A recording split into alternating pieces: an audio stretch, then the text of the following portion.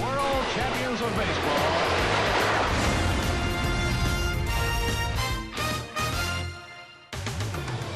At Citi Field in New York, the New York Mets play the Atlanta Braves. Tuesday Night Baseball is presented by Verizon. New York Mets baseball on SNY is brought to you by the Better Network. Verizon, better matters. By the State Farm agent of the game, Steve Boyle of Connecticut. Contact Steve at agentsteveboyle.com. By the JetBlue Card. By Time Warner Cable. Enjoy all the things you love better with Time Warner Cable. Call 1-855-WANT-TWC today. And by Geico, over 75 years of savings and service. Well, our city is always a busy place, wouldn't you say? Lots going on all the time. But this week, the world has come to New York. And the world requires a lot of tender, loving care. So, here we are in New York, taking care of the world and baseball.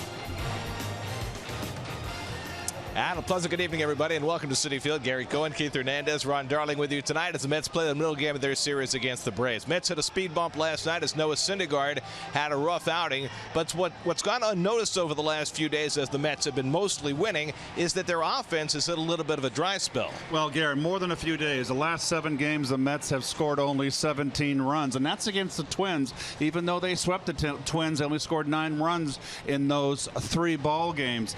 Terry Collins has got Jay Bruce back in the lineup. They're just hoping that he can regain some of that season he was having in Cincinnati. They need his left-handed bat in that lineup.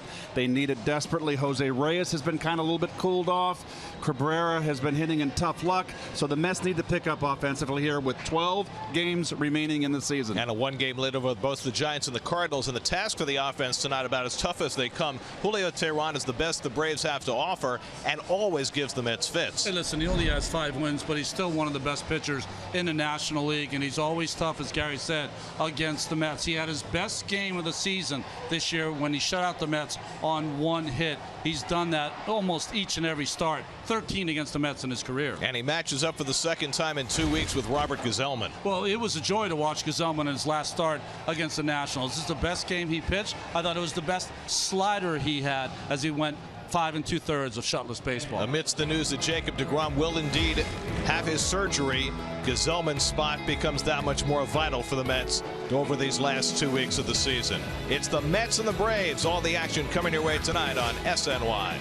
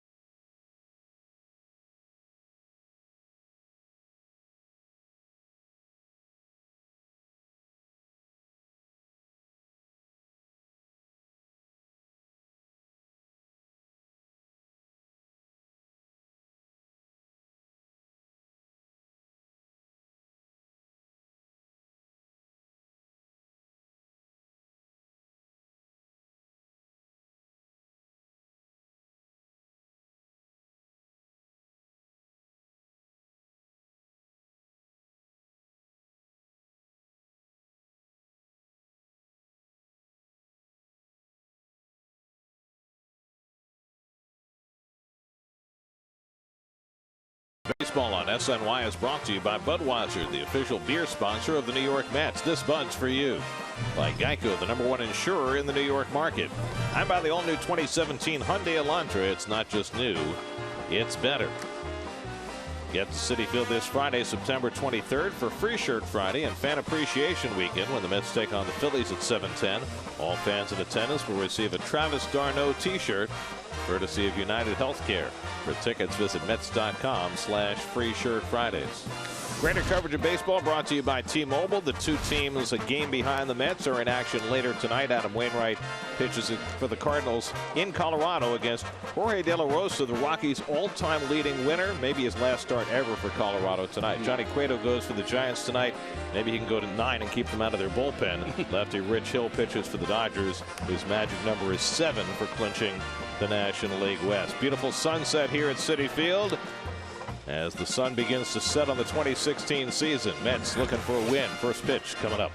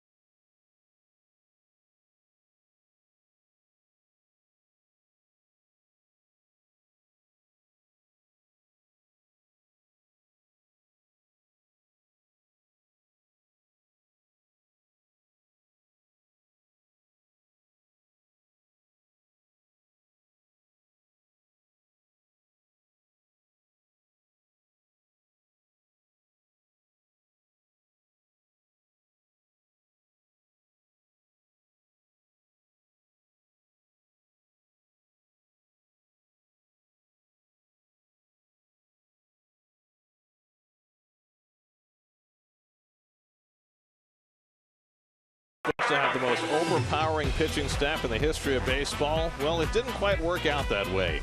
And so guys with the names of Gesellman and Lugo and Inoa have been filling spots in the Mets rotation, and not just filling those spots, but filling them admirably and giving the Mets the starting pitching they've needed in the absence of Harvey and Matz and Wheeler and DeGrom. These guys are pitching up to that level and giving the Mets what they need coming down the stretch of the season. Here's what those three guys have done in their last trip to the mound. The artisanal part of the rotation, straight from farm to table with these three guys. Very nice. Here's your Hyundai starting lineup for the Braves, and why mess with success? Brian Snitker will send out the same starting 8 as last night when the Braves put up 7 runs and 13 hits, including the raging hot Freddie Freeman in the 3-hole. You just can't get him out right now. And that's what Robert Gesellman will have to deal with. You know, his Land Rover numbers, there's not a lot of numbers to look at, but I think the most impressive, 1 home run given up in those 26 and a third innings pitched. And the last game, And every game that he's pitched, to me, he's not been afraid. He's gone after them with his sinker and slider. His slider, the best I've seen in his last start. Benefited from a couple of strike him out, throw him out double plays in that last start in Washington. Well, you can tell it's that time of year. Summer is almost at an end. Gets darker a little bit earlier. It feels like pennant race baseball, and so it is.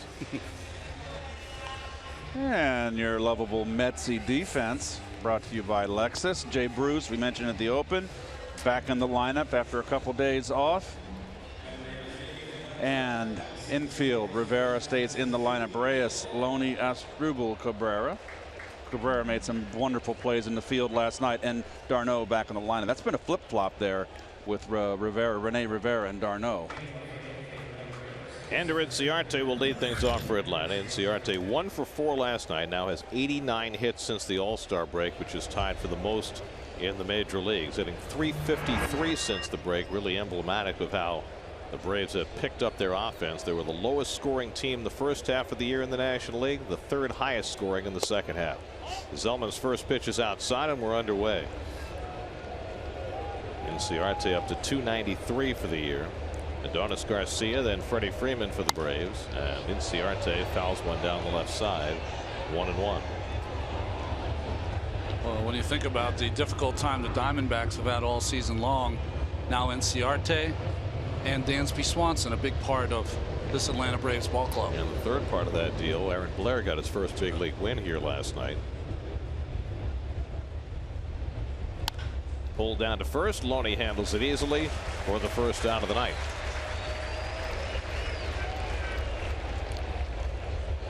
So Inciarte retired, and now Adonis Garcia, who didn't get in on the fun for the Braves last night, went 0 for 5 with 3 strikeouts. He was the only batter in the lineup that was not disciplined. Chased a lot of bad breaking balls last night. Everybody else had very disciplined at bats, particularly off of Noah Syndergaard. Well, it goes without saying that the Mets are hoping that last night was just a blip for Noah Syndergaard. Certainly there was no sign that he was fatigued or hurt. His velocity was fabulous. That's down the right field line. An extra base hit for Garcia goes into the corner. Chased down by Bruce, and Garcia pulls up in second base with a 1-out double. 28th double of the year for Adonis Garcia, his first hit in the series. Well, goes with the pitch. That's right down the middle, a pitch that you can either pull or go the other way. Looked like Garcia was set up to the opposite field, going up the middle. That ball was ripped. There's been a few hits in this series already from the Braves going the other way. On their first 2 RBIs last night against Syndergaard, both came on opposite field hits. Here's Freddie Freeman, 4 for 5 last night. His 4th 4-hit game of the year. 2 of them have come against the Mets.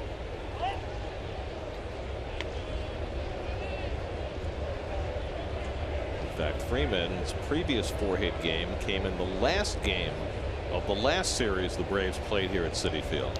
So he's had back-to-back 4-hit games in this ballpark. I have never seen him swing the bat so viciously and aggressively and confidently as he did last night, Ronnie. Well, the difference is that 4-hit game, he was struggling. That got him out of the slump. That's right. And got him going. Freeman riding a 23-game hitting streak. He's been on base in 39 straight games, and Gsellman comes inside on him, and it's 1-2. Well, Freddie likes the ball down, so one way to attack him is present it down and then bend it out of the strike zone, which Gsellman did there. 1-2 coming, and Freeman watches up and away. Braves last night were 5 for 11 with runners in scoring position, en route to their 7-3 win. Atlanta's now won 5 out of 7 at Citi Field this year. They swept a series here in June the last time they were here, and then took the opener of the series last night. Garcia at second and 1 out, and Freeman lifts one down the left field side. That'll go out of play. The way Freeman swings, guys, he's got a little bit of an uppercut in it. I watched him really intently last night, and then the way he swings, almost like a hockey swing to a degree. That takes such great hand-eye coordination to square up the baseball with the bat. It's quite a skill he has there. And that slider just missed. 3-2. Matt Kemp standing on deck. He homered against Gesellman in Atlanta. Gesellman's roughest start came against the Braves. He gave up 4 runs in 5 innings. Matched up against Tehran, but the Mets rallied and won that game in the late innings. So it was a no decision game for Robert. Tonight, his 5th major league start. They're flying low tonight. Yes, they are. 3-2 to Freeman. And he got him upstairs. A high slider gets Freeman for the 2nd out. How do you get a good hitter out when they're hot? You throw a pitch you're not expecting. Back up slider. Probably not what Gesellman was expecting either. Yes, exactly.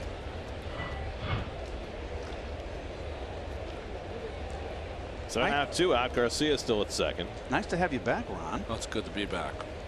Where you been? I was at your favorite place, Keith, Cleveland, for the weekend. And you were there with the. You saw that hit by pitch festival for Trevor Bauer. I did. Here's Matt Kemp, and he takes a slider for a strike. Dean Kinsler is still undergoing concussion protocol after that. It hit him as flush as I've seen a guy get hit in the helmet. Really? I mean, really off the temple area. And yet he stayed in the game yes, he for did. a while. Well, he was angry until he got thrown out. Kemp goes after the high fastball, and it's 0-2. Kemp homered against Gesellman in Atlanta. Kemp not quite as hot as Freeman, but still an 11-game hitting streak right now for Matt. It's always a precarious situation when you throw up a target high for a guy who makes his living with a sinker ball. Sometimes they don't elevate it high enough. Good pitch there, though. And he comes up and in.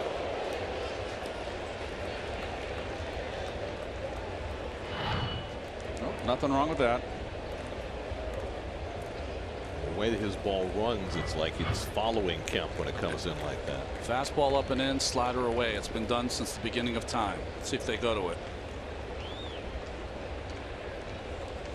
Travis using the extra signs with a runner at second base. 1-2 coming. And it's well outside. 2-2.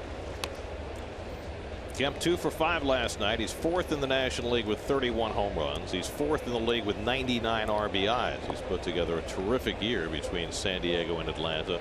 And really, you can date the Braves' resurgence as an offensive team to Kemp's arrival at the trading deadline. He has given them an entirely different offensive look and seems to have lifted all the other bats as well. He chases the slider out of the strike zone, and Gesellman has back-to-back strikeouts with Freeman and Kemp to work around a double in the opening inning. Mets come to bat in the bottom of the 1st with no score.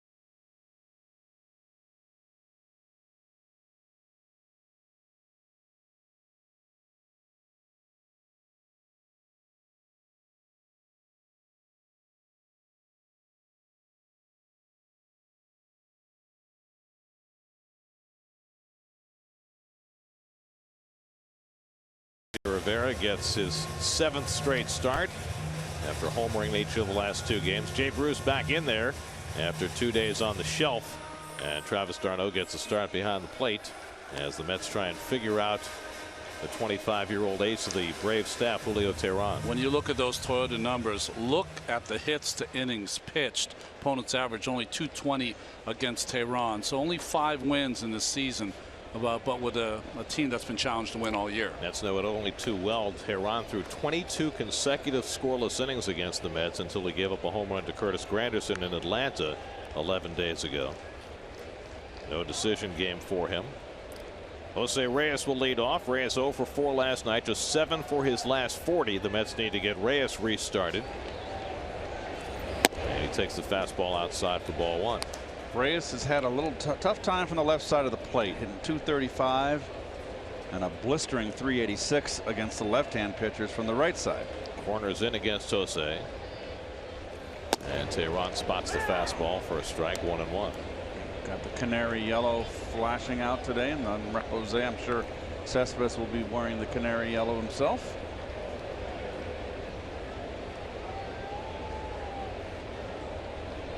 Whatever works. 2-1 to Reyes with Cabrera and Cespedes to follow. Julio Teheran, 45 big league wins, 128 big league starts, and he's 3 months younger than Jacob deGrom was when he made his major league debut. He has accomplished a lot in a very short period of time. Well, he's got 3 quality pitches. The real magical games is when he's spotting his fastball. He doesn't throw 95, 90 to 92. But if he's spotting that fastball, he's got the good slider and an excellent change that he threw right there to Reyes. 27 starts this year. 16 of the 27 he's allowed 2 earned runs or fewer. He's been remarkably consistent despite the lack of victories, kind of like Shelby Miller last year with the Braves. Grounded to the right side. Freeman ranging wide to get it, and Teheran gets over to cover. Nicely done by Freeman. Went a long way for that. 1 out.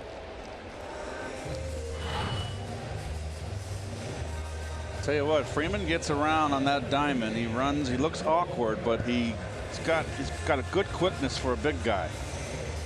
You're right, Keith. I think sometimes people forget he's 6'5" out there, Freddie Freeman, and Teheran's an excellent athlete. Sometimes it looks like Freeman moves like a big crane, but that'll mean the bird, not the machine. Not Ichabod. He's all legs, long-legged. Here's Asdrubal Cabrera 0 for 3 last night, but it was a very hard 0 for 3. 2 line drives and a fly ball to the warning track.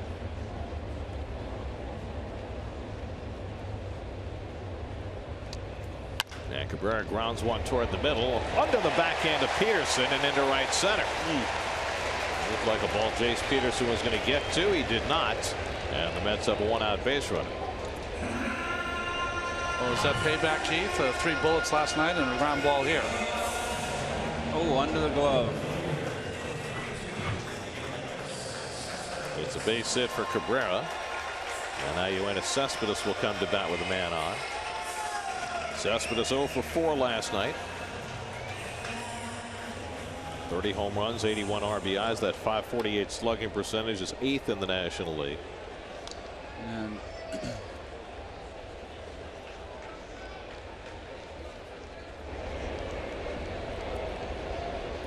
Cespedes declining the canary sleeve tonight. Proper attire. He just handed it over to Reyes. There's Freeman on that first out. Interesting how he's got his hands on his knees, but he's in a position to move. And he's got that nice backhand right there. Nice up hop. I always love that if you're an infielder. 6'5", 225.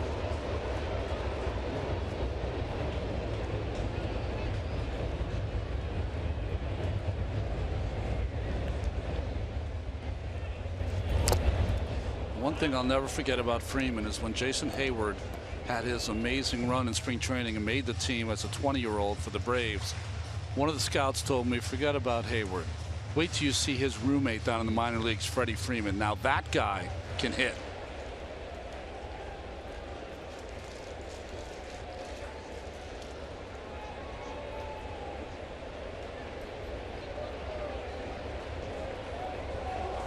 Tehran ahead on Cespedes 0-2 with Granderson on deck. And Uenis fouls it back. Watch the left foot of Frederic here. Frederic on his toes. You get on the balls of your feet and then push off there. Pretty basic. You always got to be on the balls of your feet. A little bit of the weight distributed on the inner sole, on your arch side of both feet, so you can push off either direction. Go left or right, in or back. Freddie Freeman, a new dad. That's right. In fact, he did not come with the Braves here on Sunday night. He stayed home with his wife and his new son, who is named Fred Charles. They're calling him Charlie. You know how that works. I like that name. Yeah. I got a younger brother named Charlie. And so Freddie had virtually no sleep going into the game last night. Went 4 for 5. Sometimes that works too. It works. Cespedes clocks one foul.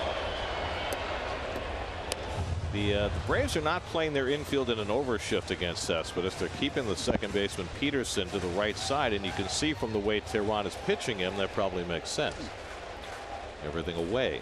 It's interesting that Cespedes has been a little late on the fastball by Tehran in this at bat. I almost feel like he's not sitting on a changeup or a breaking ball, but he has been behind on the fastball. He shook off fastball in twice, Ronnie. He wants to go with the slider.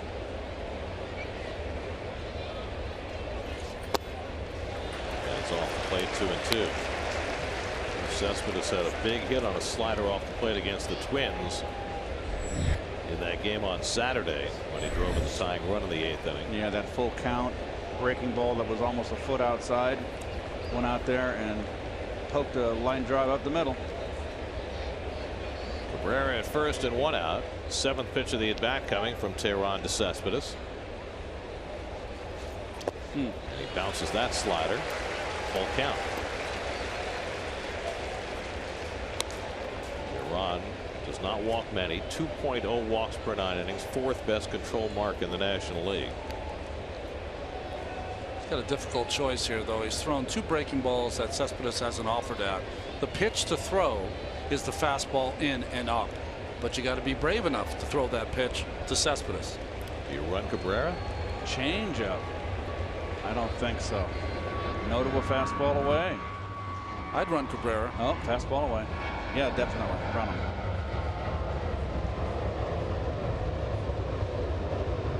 Long hold. He's going. Cespedes strikes out. The throw by Flower is not in time. So Cabrera gets the stolen base as Cespedes strikes out on the foul tip. 5th stolen base of the year for Cabrera. Upstairs fastball gets Cespedes. You know, Tyler Flowers, Gary's had a tough time throwing out runners. He's had the toughest time throwing out runners all season long. 57 of the last 59 base stealers have been successful against Flowers.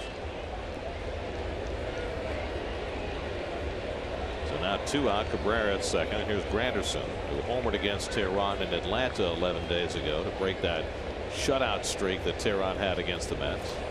And first pitch curveball in for a strike. Now, Granderson has been a hot and cold player all year, and he's trending hot right now. The 2 home runs in extra innings Saturday night, 3 more hits yesterday. Ball and a strike. Yeah, it's been basically he and Rivera, TJ, that have been really the ones that have hit. We mentioned Cabrera is hitting in tough luck, but he's off to a good start tonight with a base hit. Curtis has used a little more of left field lately. Tehran working him in, 2-1. He certainly used it last night, Gary. Got a 2 to left center field. And the third was the last one was a ball he pulled in the hole between first and second. And he had that home run to left field in the 11th inning on Saturday. Last time that Tehran was 2-1 on a hitter, it was to Reyes. He threw a changeup. Cabrera at second with 2 out. And Granderson takes a changeup for a strike. 2-2. Well, that is it's hard to look at if you're the Atlanta Brain Trust. And Tehran's a guy who holds runners extremely well. That's one of the best pickoff moves in baseball. At the feet of Granderson, and a full count. So back-to-back full counts for Tehran. T.J. Rivera would be next, hitting in the 5 spot of the order for the 2nd straight night. Tehran coming into this inning here against the Mets, pitching the tough hitters very carefully. Granderson, last 17 games, 8 home runs, 16 runs driven in.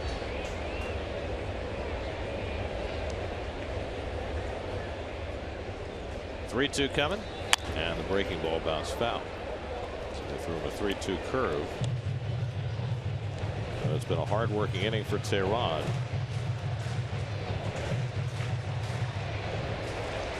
His last start was not a good one. It started out well against Miami last Wednesday through 5 scoreless innings. Then gave up 5 runs in the 6th. Went 5 1/3 in that game and took a loss. Some misplays by his defense didn't help in that inning. 7th pitch of the at bat coming to Granderson.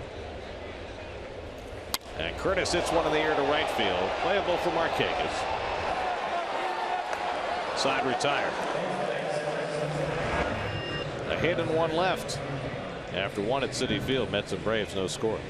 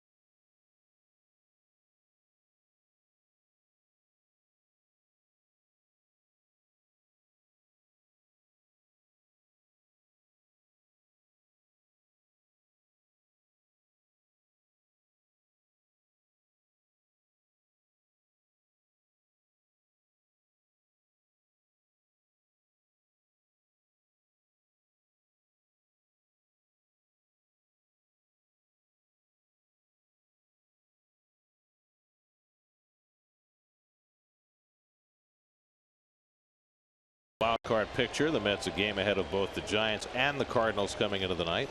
St. Louis winning last night. The Giants blowing another late lead. 5 times in the month of September the Giants have had a lead going to the 9th and lost the game. That's just unbelievable. 29 blown saves for the season. And that was a very emotional game last night for both teams. Benches cleared, Bumgarner and Puig. That's a tough one for the Giants to bounce back on. Nick Markakis 2 for 5 last night. He's got an 11-game hitting streak. Well, especially the way Bumgarner pitched. 7 innings, 1 hit, and then they took him out after 97 pitches after his little dust up with Puig. And Bruce Bochy was coy about whether it was because of the stare down and the who are you looking at trade-off. Yeah. No love lost, that's for sure. It never has been between the Giants and the Dodgers.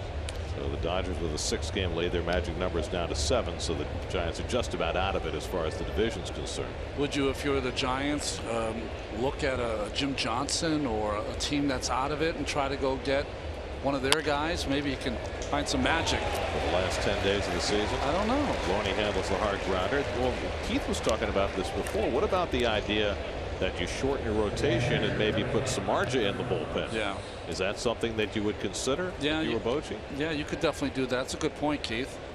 I just think that insanity is continue to do the same thing over and over and over again, and it doesn't matter who he puts out there. It just stinks in the ninth for them right now. So maybe need some new blood. Right. I mean, Casilla was the guy, but they've used everybody else too now. Last night it was Hunter Strickland who gave it up in the ninth. It's a terrible feeling, though. There's Tyler Flowers, especially when the rest of the team is getting the game to the ninth inning. You're facing Kershaw. You've got your best Bumgarner. You got the lead. That's an emotional win that can carry for a few days. Instead, devastating loss. And they've had 2 of those in the last 3 days. Tyler Flowers shoots one foul. They had the one against the Cardinals Saturday night when they took a 1-run lead into the ninth, and the Cardinals rallied in one, which probably saved the Cardinals season. If they lose that game, St. Louis is 4 games behind the Giants for the second wild card, but they won Saturday, beat them Sunday behind Alex Reyes, and then they won in Colorado last night, and now they're back even with the Giants. Well, we talked about it last night, Gary, that the similar situation for the Mets when they were in San Francisco. They lost the first 2 games, had a chance to really put a dent in the Mets, and the Mets came back. That's interesting, that symmetry, because the Mets and Cardinals have now had the exact same experience. Yeah. Reyes handles the ground ball and throws out Flowers 2 away. Let's go inside baseball with Steve Gelb. Steve? Well, Gary, just to further the storyline with these Giants and the relievers in the ninth inning, it's incredible. Since August 13th, relievers for the Giants in the ninth inning or later have a 6.55 ERA. They've got a sub 1.5 ERA in any other inning. 30th blown save of the season, as you guys have been talking about. 8 this month in particular. 9 times this year already the Giants have entered the ninth inning with the lead and have lost, which is a franchise record, and they are on pace right now to do something that no team in the history of baseball has, which is to have the best record in the first half of the season and the worst record in the second half of the season. Well, I think it was the San Diego Padres who just recently lost that number, but they went 2 years without losing after they had the lead after 8 innings. Forget about 179 straight games they had won when they'd led after 8, and the Giants have lost 9 times in that situation this year, and 5 this month. That's the part that blows me away. It's only September 20th.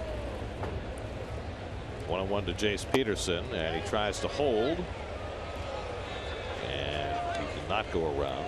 And Gary, there are only 4 other teams in the history of baseball who have lost 5 times when entering the ninth inning with a lead in the same calendar month. The last, by the way, though, was the Mets in 1992.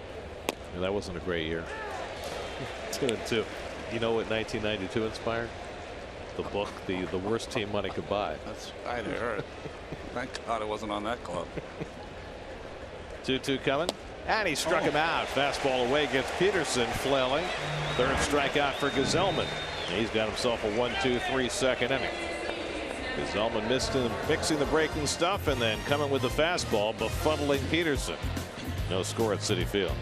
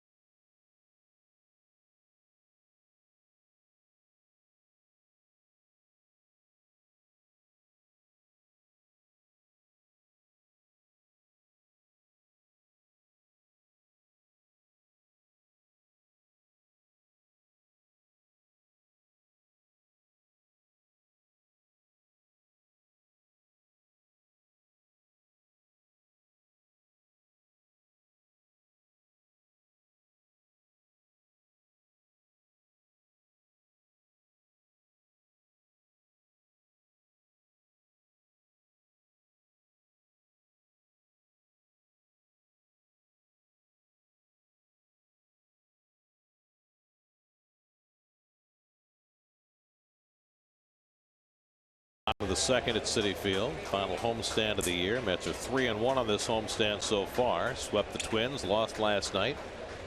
Every game of utmost importance, and in these games of utmost importance, it's an undrafted free agent from the Bronx who's playing every day and has now homered the last 2 days. Of course, that's T.J. Rivera, who leads off in the home second inning. And takes a fastball strike from Julio Teheran. Rivera 7 for 17 on this homestand with 2 home runs.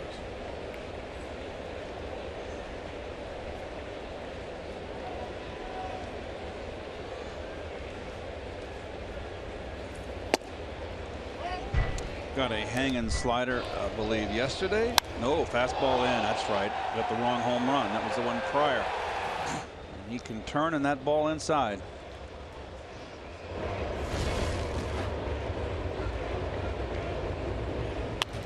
TJ pops one foul. Flowers will take a look, but that'll be back in the crowd. As other teams probe TJ Rivera, relative newcomer who's having some success, it's got to stand out to them that he's only drawn 1 walk. And I've been surprised they haven't been throwing more breaking balls out of the strike zone to him. They're the scouts. They are here in droves. I'm surprised they haven't pitched him more away. Because the middle of the plate in seems to be where he covers. And that was away with a breaking ball, and he just got a piece to stay alive. Now that was outstanding hitting because he fouled it off, but you saw the swing. There's not a lot of oomph behind that swing. Okay, Bruce on deck, and then James Loney for the Mets in the home second. Rivera hitting .338 in the major leagues. And the heels of hitting .353 in the minors this year.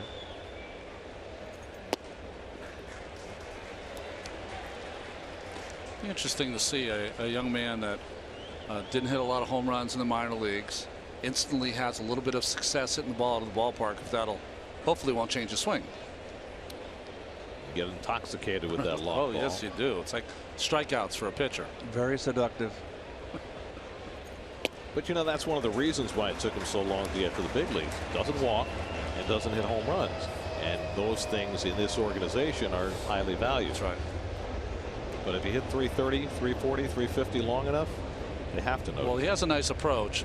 He's got a real short stroke. There's not a lot of holes there. And Terry's going to play the hot hand, and he's been hot. And Wilmer Flores still unavailable. Had a second cortisone shot yesterday. And that's lined over short. A base hit for T.J. Rivera.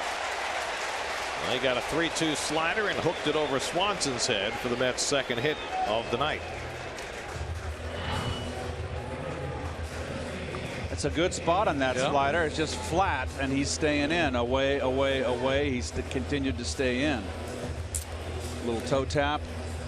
Good balance up there, and just a flick of the wrist there. He top-handed that one. So if you're Teheran and you throw that slider away and he gets the base hit, what does that do the next time? It tells me that he's able to cover that pitch away. He's got to be vulnerable inside. Off the end of the bat, he was able to get that pitch was a good pitch. So the Mets have a leadoff base runner now. Jay Bruce gets under one to left center. Should be playable for Kemp. So on the first pitch, Bruce flies out for the first out. Teheran's all arms and legs, even though he's not that tall, especially legs. But he's got a nice compact motion. Doesn't pick up the plate till the very end. High leg kick. And he has that little leaping action at the end, which gives it a little more because he's a very slender pitcher, but still gets enough behind the baseball. Here's James Loney, who's had a very odd run over the last 9 games. He's either had multiple hits or no hits, alternating in 9 straight games. Last night was the night he had 3 hits, so we'll try and break the pattern tonight.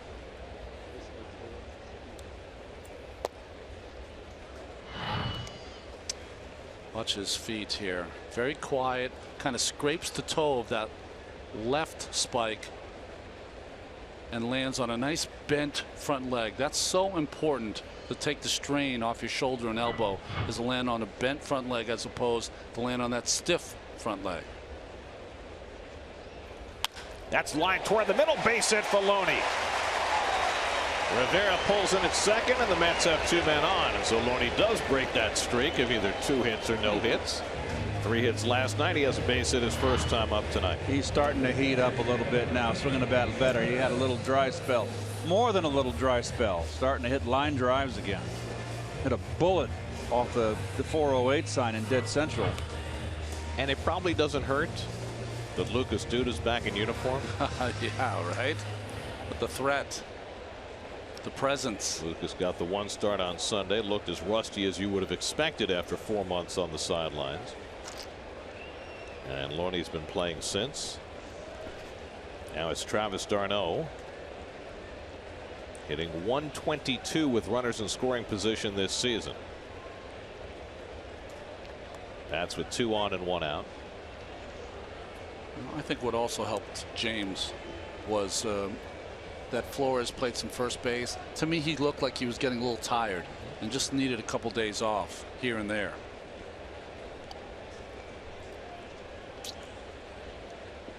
Rivera at second, Loney at first, and Travis takes a slider for a strike. And Travis's power numbers are just down this year. Only 10 extra base hits, 4 home runs, 6 doubles. Well, that in 236 at bats. And a defensive cut as he fouls it off, and it's 0-2.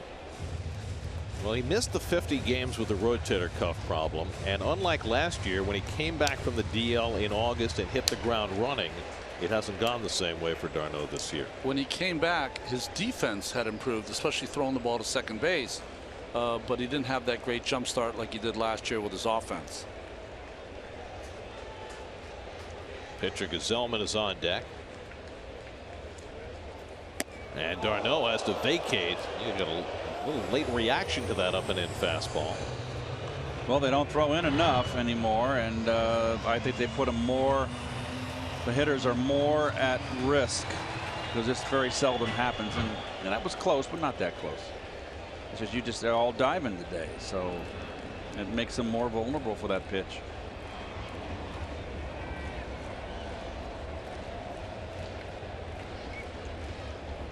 d'Arnaud looking for his first RBI in the month of September.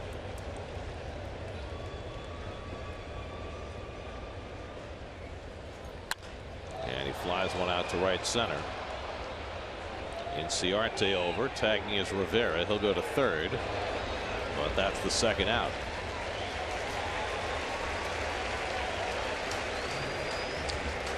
So 2 away, runners on the corners, and now Gesellman. And as we've seen, Gesellman cannot swing the bat. And it was reported this week that he's got an issue with his left shoulder that prevents him from swinging the bat. He's got like a rotator or something problem with his left shoulder. Mets have not made that public, Yeah. but it has been widely reported now. Rivera at third, Loney at first with 2 out. And I'm sure every other team knows that too. So Gesellman's only resort is to bunt, which he's tried to do often. He can run a little bit. He's a terrific basketball player back in Southern California. Garcia in close at third, and he does push a bunt toward Freeman, and he'll put the tag on Gesellman to end the inning. So Robert tried to do what he can, but the Mets strand 2 in the bottom of the second. No score.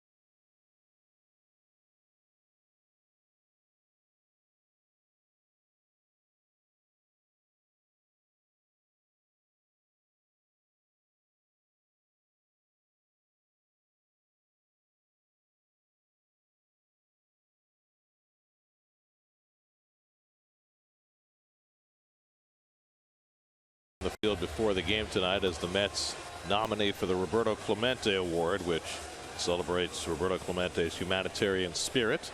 And he will be up for the Major League Baseball Roberto Clemente Award. And Major League Baseball is doing something else this year where they're doing the Seat 21 program, which honors a fan who has done work in the spirit of Roberto Clemente, and that's Swami Durga Das, the executive director of the River Fund, which funds over 60,000 hours per year of regular volunteer service, helping others move beyond the lines of poverty. And so Swami Durga Das honored by the Mets in Major League Baseball tonight for his good works. Dansby Swanson leads off in the third inning. Swanson had a big night last night, 3 for 5, 3 RBIs, stole a base. He's now 8 for 14 against the Mets in his limited appearances since he was called up. 95 at bats deep into his big league career, and it's becoming pretty apparent why he was the #1 overall pick in the draft last year.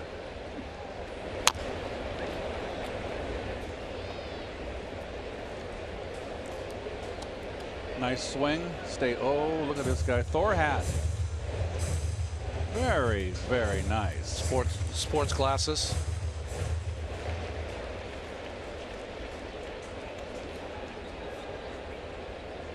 Swanson hitting .305, and Gesellman pops him inside. 2-2.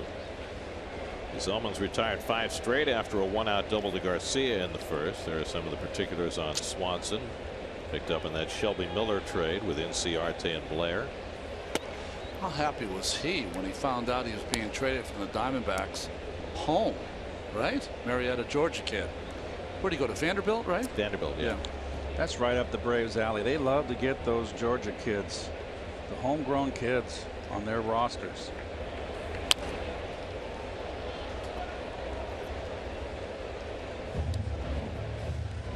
And the guys they don't get love to go back to Georgia and beat the Braves, like Josh Smoker.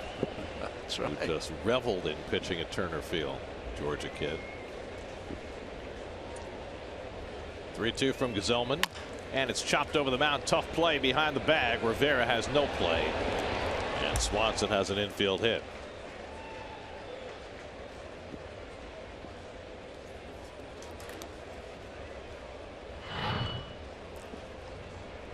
Little Baltimore chop when you got wheels. Now, Gesellman was a good basketball player, but he was not a center. Had he been, maybe he would have had a shot. So the second hit for the Braves, and now Julio Teheran, who's not a great hitter, but he's a very good bunter. 10 sacrifice bunts this year. He's a textbook, folks, if you want to watch him attempt a bunt. Textbook. Moves up in the box. Of course, now he's going to strike out on 3 fouled bunts, but no, that moving in the box is really something that's good, because the closer you move to the pitcher, the more you're in fair territory. So your chances of getting the bunt down in fair territory are increased. He also isn't afraid to get low and get in there, put his nose in there. That's half the battle when you're bunting. Well, if you get low, you can get out fast too, because you're crouched, ready to bail if it's incoming. So he'll square around early and he'll move up in the box. Against a guy like Teheran, who you know is going to be bunting, don't you think Reyes should be coming a little bit more aggressively from third? I do, and I think a lot of it is with Reyes' inexperience at third base. I'm surprised that he hasn't been instructed to come in and play more aggressively. I don't think he wants any part of playing that aggressive. That might be a good point, Ron. I was kind of waffling there. Thanks for picking me up. And Teheran with the butcher boy fouls it off. And of course, it's just that play that would make a third baseman shy about charging all out. Get that line drive that hits you in the teeth from 60 feet away. Let's not forget that Reyes probably plays the deepest third base in baseball.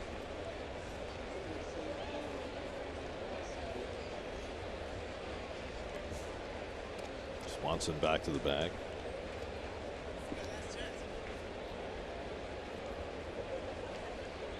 It's been less than a month since Robert Gesellman made his major league debut. in a relief role in St. Louis. Got the victory coming in the first inning behind John Neese that day. And the bunt is down. Tehran getting out of the way of it. Got the bunt into fair territory. Wow. And the Mets get the out on the 3-4 sacrifice. Now again, if he's back in the box, that ball probably goes foul. But because he's up in the box and falling away, he keeps that ball fair. Now a little lucky, absolutely.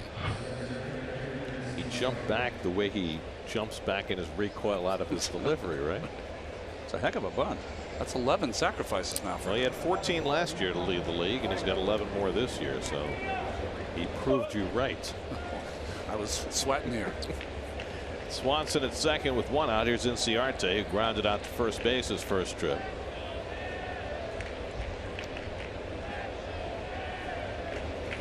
And he tries to push a bunt toward Reyes, playing deep.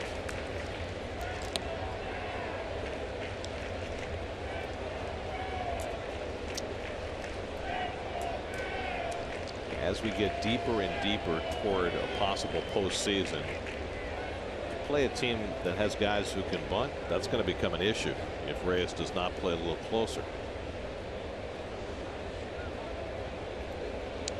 Well, of the two teams, the Cardinals and the Giants, if it's going to be, they're going to be the wild card. If they do get in and play them, I don't see anybody that really. The Giants are probably more of a bunting team. Bernard Span, Angel Pagan. Yep. Then the Cardinals, the Cubs are just going to bash you.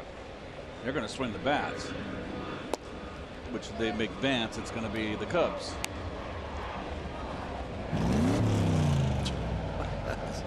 Is that getting louder as the year goes along, or? No, it's just getting more annoying. Okay. I believe we've upped the torque. Increase the pound feet. 1-1 to Inciarte. And he takes it outside. 2-1. Inciarte had a nice year in Arizona last year. Hit .303. It was a little surprising that the Diamondbacks packaged him, already giving up their top two prospects, Swanson and Blair, and then threw Inciarte in as an extra piece. It's a very important piece, as it turns out. That's why there's a few people in Arizona scuffling for their jobs, maybe. One of their executives has already lost his job, and Tony La Russa was very outspoken. He said, you know, I might be next. So I think they're all aware that they are on the clock. La Russa and Dave Stewart. Diamondbacks were expecting to compete this year, but they're 24 games under 500. 3-1 to Inciarte, and he fouls one away. Trying to think of that team. Really only Gene Segura. Oh, Jake Lamb had a nice first half. He struggled in the second. And Goldschmidt. He has his numbers, but it's not as dominant. He didn't as he's start been in as the past. well as you would have expected. 10th batter of the game for Gazelman, and his third full count. He's struck out 3. He's walked none so far. And Inciarte fouls off the fastball at 95. We saw a ton of foul balls last night, 26 of them in the 99 pitches thrown by Noah Syndergaard. It's almost hard to believe with the stuff he has. Well, he didn't have command of his fastball early on, and then he was so intent on finding his fastball that he lost his breaking pitch. And then it all fell apart. And Inciarte takes the breaking ball in the dirt for ball 4. And there's the first walk given up by Gazelman. Well, this is a pesky bunch here. It's a pretty good lineup from leadoff spot down to the 5-hole to Markakis. So 2 aboard, and now Adonis Garcia, who hit an opposite field double down the right field line his first time up. I always feel when I watch Adonis Garcia come to the plate, he's in swing mode from the on deck circle, so you got to be very careful with that first pitch. You can't just lay it in there. Swanson at second, Inciarte at first with 1 out. Both run well.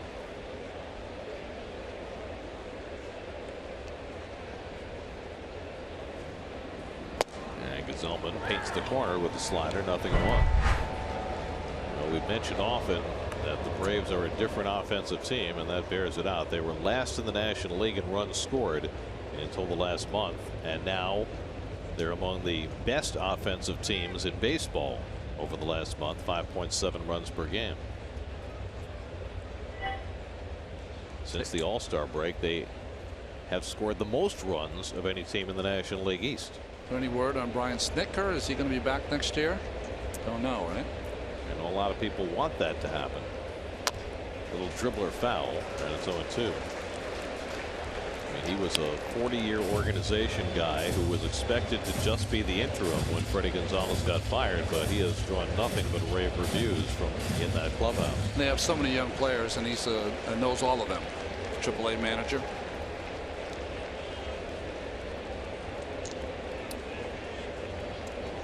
Freeman waiting on deck. It's 0-2 to Garcia. Zellman would love to get the double play ball, but he misses high. 1-2. Well, if the umpire's in your way, you say, can you move? He's going to move off. He's just holding the runner on. But if you're in a position, I've seen it a lot, Ronnie, you know it too. Second baseman, shortstop, they ask the second base umpire to move, and they will. They move for the hitter. And Garcia did well to get a piece of that slider. I mean, we've seen hitters ask umpires to move to the other side. That's right, because it's in their vision. Of course, that second base umpire plays in the outfield with nobody on base, but moves into the infield in front of the infielders with men on base.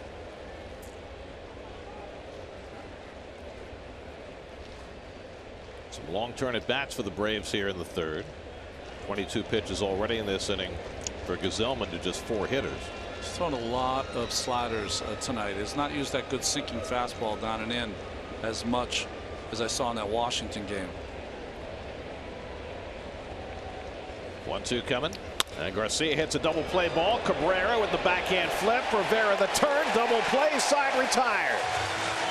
Just what the doctor ordered for Robert Gesellman. And Cabrera starts the 6-4-3 double play to get Gesellman through the top of the third. Well,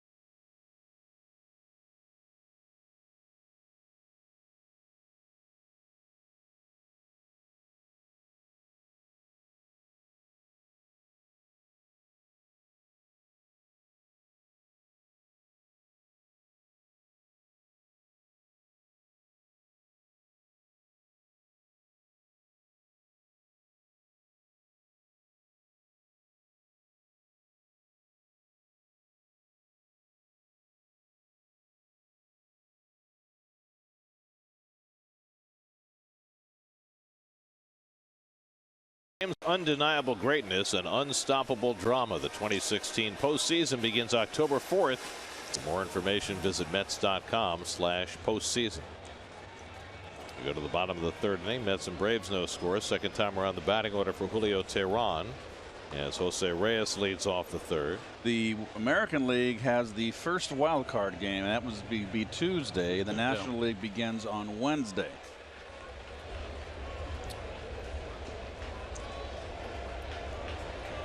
All three National League wild card contenders have their best starters lined up for that game. Syndergaard, Baumgartner, Carlos Martinez all pitched last night. They're all in line to pitch that Wednesday wild card game. Ooh, breaking ball by Tehran to get ahead on Reyes. The only thing that might put a crimp in everybody's plans is if there's a tiebreaker on Monday and or Tuesday. And that could happen. Yes, it could. This is going to go down to the wire. That's drilled to right field. Back goes Markakis back near the wall. It's off the fence. Reyes digging around second. He's going to go to third. And he makes it safely with a leadoff triple.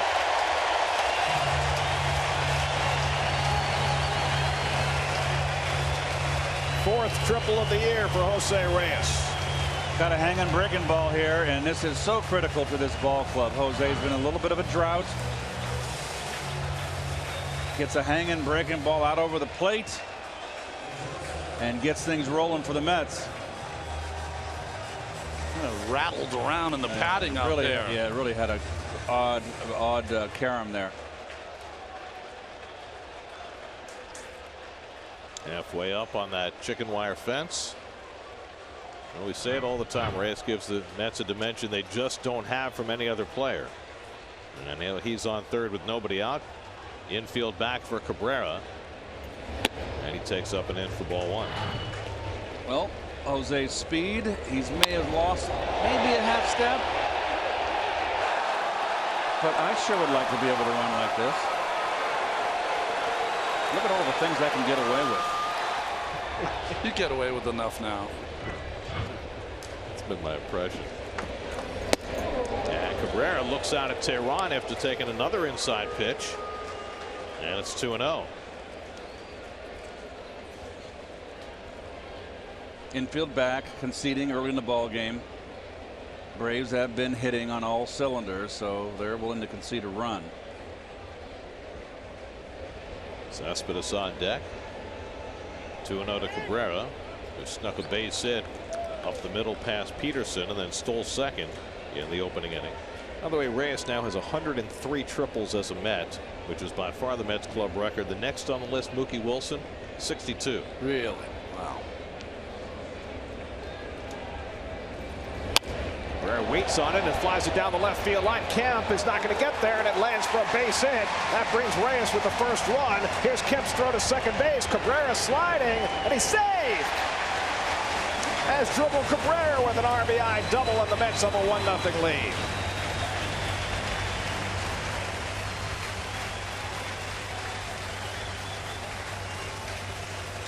Well, he's been hitting the ball so hard. It's good that he got a little soft one over there down the left field line with an RBI in it. Another hanger, Ronnie, right belt high over the middle. And Kemp can't get to this one. He made two fabulous plays last night, diving catches. And watch Cabrera call timeout with his hand on the bag. Oh, he had his foot there. Okay, replaced the hand with the foot. Yes. Gonna say he didn't see that. I don't know how he kept his hand on long enough to get the foot there.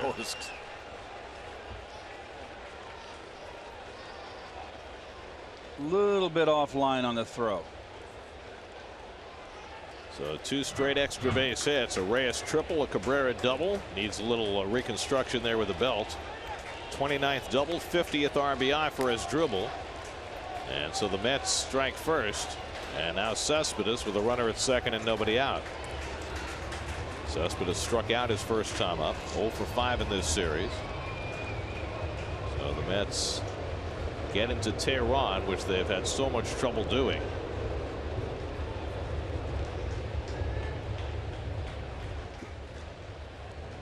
Tehran this year in 3 starts against the Mets, an 0.78 ERA. Lifetime 2.44. He has been a tough nut for the Mets to crack. 14 games and 13 starts. 25-year-old from Colombia, the ace of the Braves staff. And Cespedes takes a big rip at a fastball, 0-1.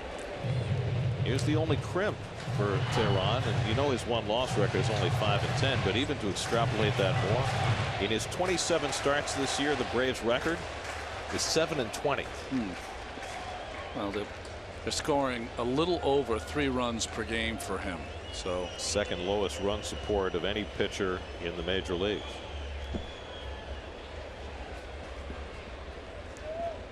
Shields wouldn't be doing very well even with better runs. No.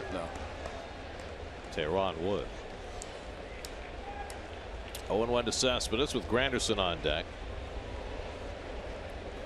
And a pickoff try, and Cabrera slides back in, and he grimaces as he does. Every slide seems to be an issue for Cabrera, dealing with that sore left knee. That'll get him to shorten that lead, so mission accomplished. Yeah, and Tehran loves to throw the ball around the bases. He's got a lot of pickoffs. I think Cabrera just take a shorter lead so you don't have to go back in the bag.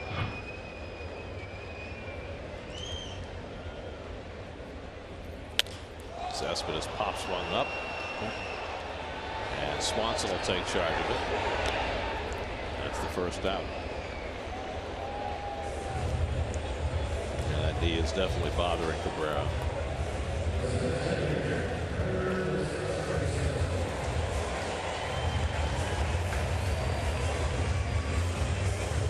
You know, you really don't know about a player till you watch him play every day.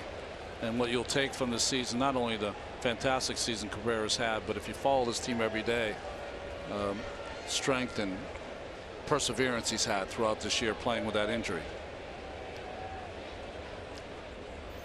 Here's Granderson.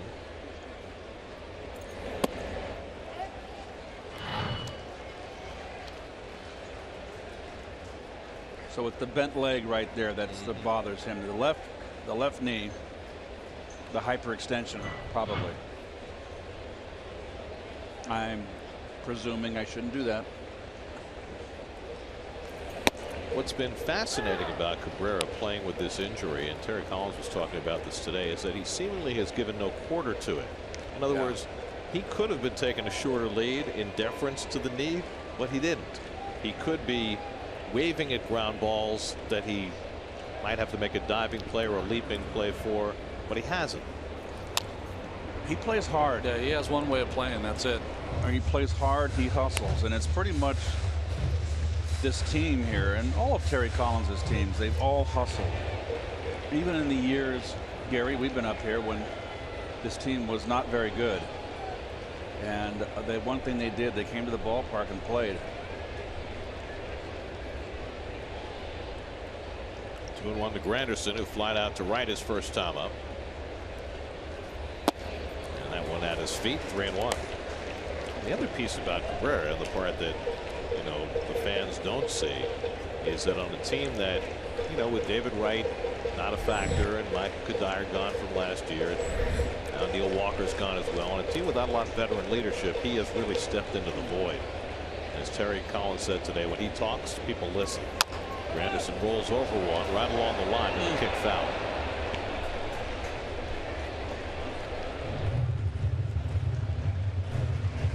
Well, it's always good to have your veterans in particular playing with aches and pains. It sets an example for young kids. The young kids in the ball club, the TJ Riveras, who I don't think TJ needs an example. But hey, I'm out here. I'm 30 years old.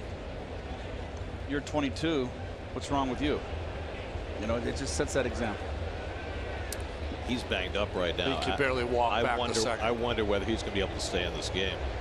3-2 to Granderson with one out. And that's inside ball four. Throw down to second by Flowers, and Cabrera has to slide again. He's a marked man.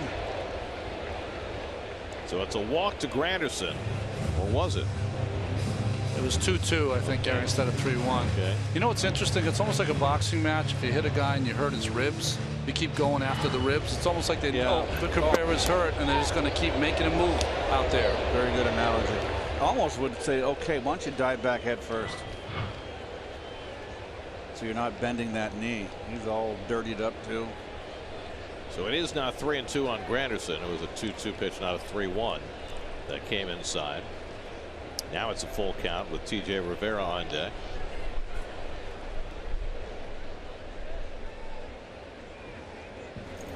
And Curtis grounds one down to first.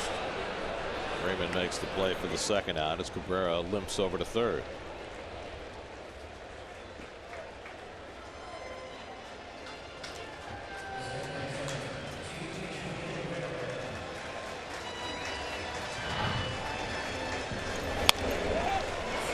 Well, he can take his time here. You can see a little favoring it a bit. He's really in pain.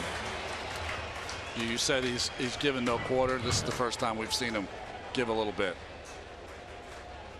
Well, we'll see when the inning is over whether he's able to go out there in the field. In the meantime, T.J. Rivera will try and drive him in. Mets have taken a 1-0 lead on Cabrera's RBI double. Rivera had a base hit to left center his first time up after working a 3-2 count. Got an outside slider and hooked it into left center. Tehran works him away with a fastball where the slider got the corner. 0-1.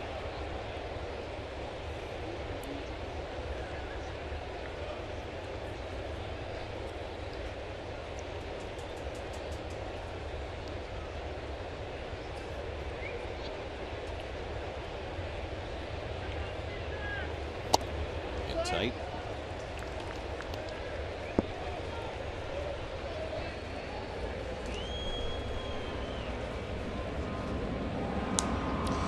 Tehran's throwing a lot of pitches here. He's worked hard.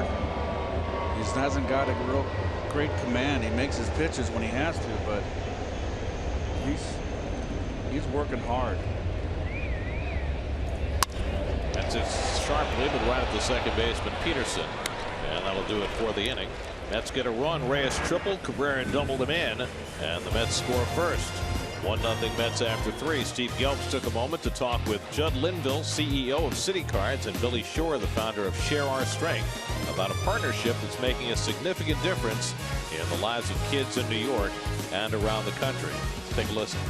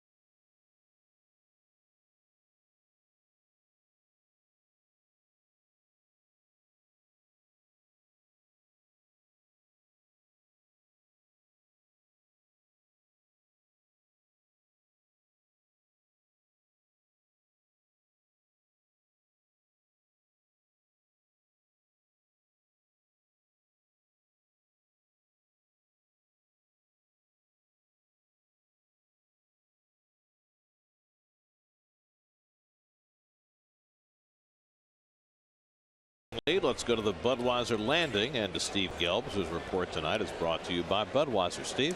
Well, Gary, you guys were mentioning it a little bit earlier that Curtis Granderson is this year's nominee for the Mets for the Roberto Clemente Award, and really it's pretty tough to find someone more deserving, not just for the Mets but in all of baseball. The amount of things that this guy does in his spare time, of course, has the Grand Kids Foundation, which improves educational experiences for youths around the nation, helps reestablish baseball opportunities for inner city kids.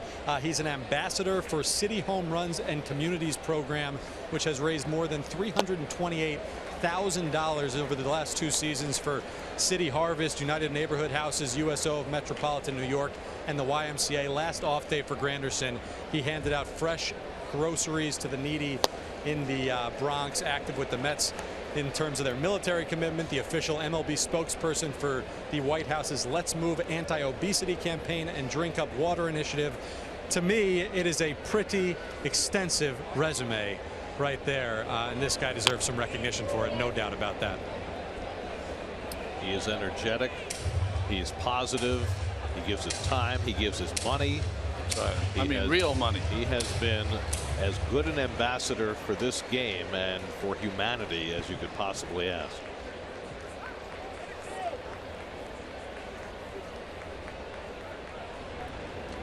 One and two to Freddie Freeman, who struck out his first time up. Nothing away from Gesellman. And that's been the theme with Gesellman tonight. He's been successful so far, but he's been up. Haven't seen the good sinker as much, but Freeman, they're trying to attack him up in the strike zone. 2-2 on the inside corner. He got him looking. Freeman strikes out for the second time and fusses with Tony Randazzo about it. Fuss too much, we'll get Wayne on him. That ball broke late, but it had a lot of plate, I thought. But no movement of the glove. Painting the corners. Stop by your local Sherwin-Williams store for all your painting needs. Strike up. Close it down. Here's Matt Kemp, who struck out his first time up.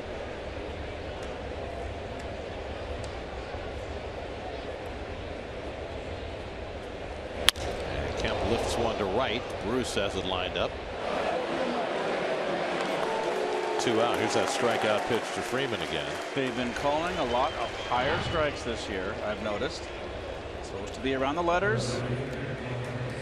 That is below the letters. That's around the belt. Yeah, just above the belt buckle. And that is a strike.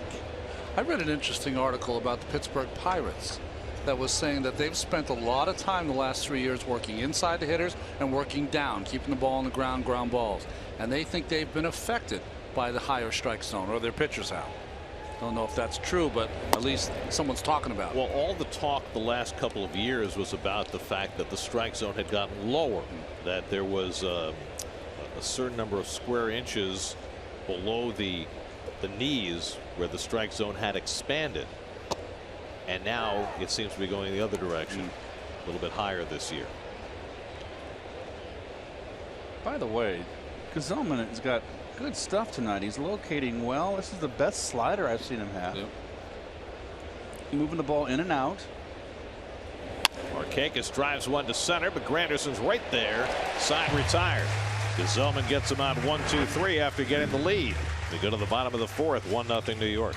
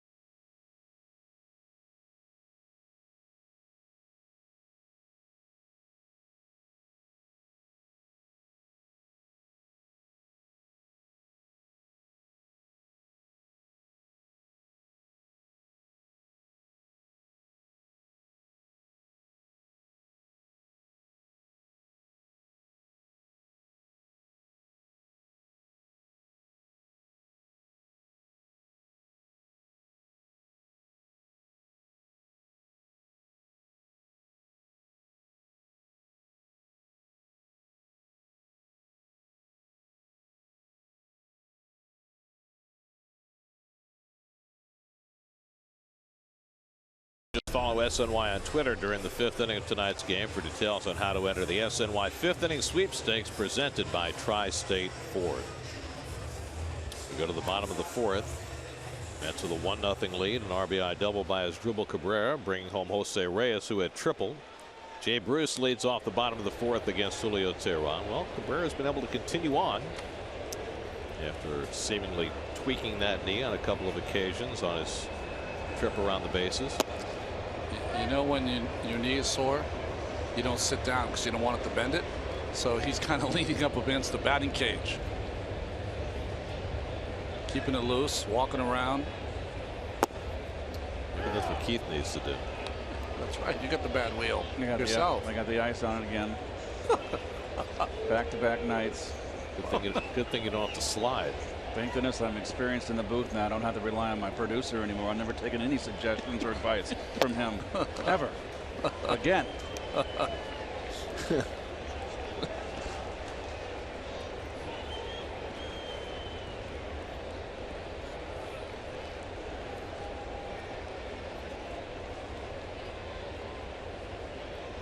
Two and one to Bruce.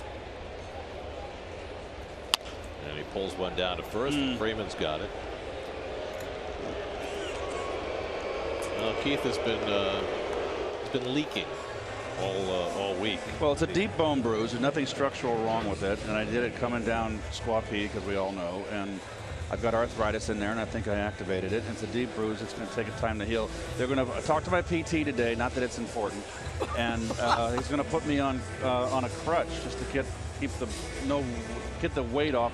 Really? Just one crutch. He thinks it'll heal faster. Now, do you think you'll get a certain amount of sympathy when you start using I'm worried about putting little weight around the boiler. I got to watch my eating. I can't do the activity I'd like to do. No more hiking? No more hiking, that's for sure. James Loney pops one into shallow left center, and on comes Kemp. And that's the second out. I think of you more of a cane guy or a shillelagh or something. Yeah, cane or a walking stick would look awfully good. Well, the crutch gets a little more sympathy, so I'll stick with the crutch. Maybe get you a mesquite cane. That way you can use it at the grill afterwards. Guys, enough. No suggestions. I got it under control. I'm already a little bit upset on it as it is that I'm in this condition. It's a bummer. As long as you get the mop and clean up after you leak all that melting ice all over. I did last night, I know. I got my eye on it. Travis d'Arnaud fly to center his first time up. Teheran looking for his first 1-2-3 inning of the night.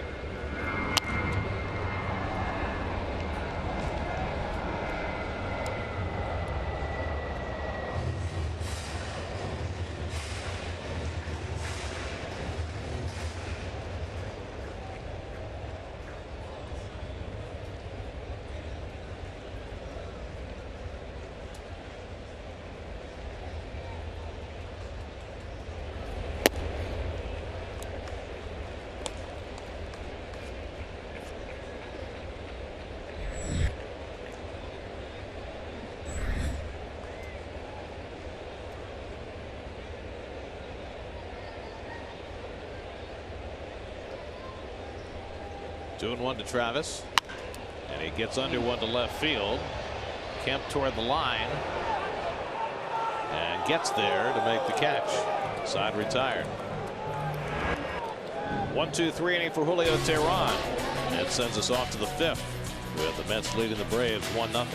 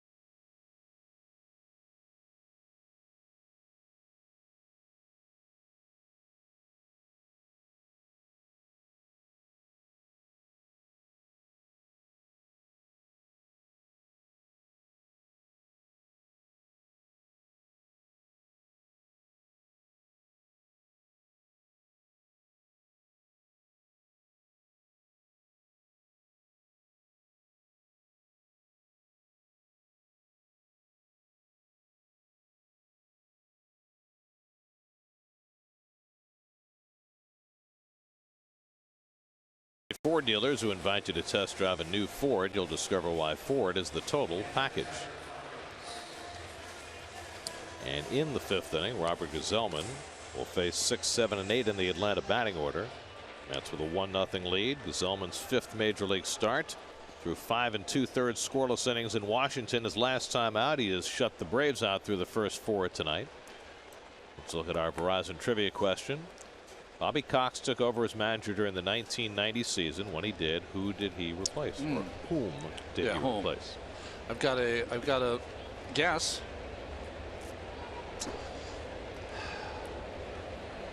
So 89 was my last year with the Mets, so I should know this. I should know this too. This is my guess. I don't know. I think you're right. I think you're right, yes. Tyler Flowers leads off. Flowers grounded out to third base his first time. I'll give you a hint, folks. He managed in the Cincinnati Red organization my first year in A-ball in the Florida State League. He managed the Tampa Reds. I don't think that's a hint that helps anybody. Oh my God. Except somebody who might have been your teammate. How about this?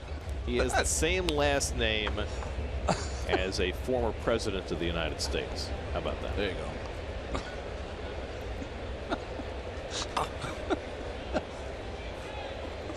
Gsellman behind 2-0, and Flowers grounds one right at Cabrera. Has plenty of time. 1 out.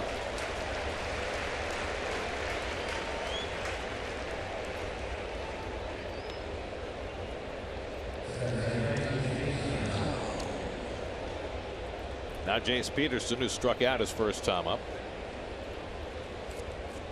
They're about 5 minutes from starting in Denver, where the Cardinals play the Rockies again tonight. Adam Wainwright against Jorge De La Rosa.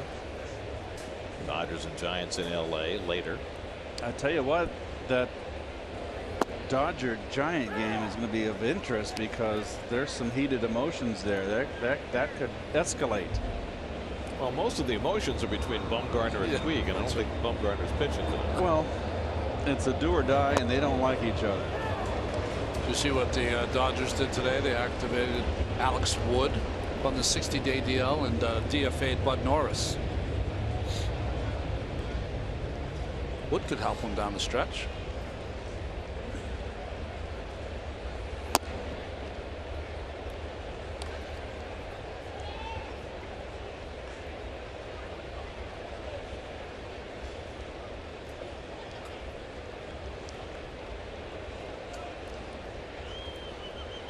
Two coming.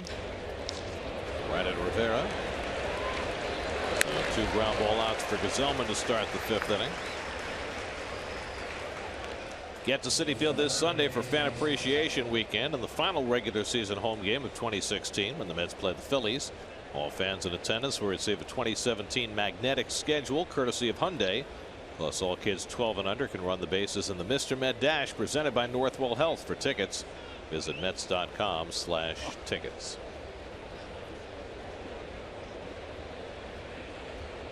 Now Dansby Swanson, who had an infield hit his first time up. He fouls back the fastball. You know, we were talking about Tehran before. He landed on a bent front leg. Gsellman a little different, more of a stiff front leg. We saw that from Johan Santana in his days with the Mets. Almost increases how high their arm is and that angle coming down to the hitter.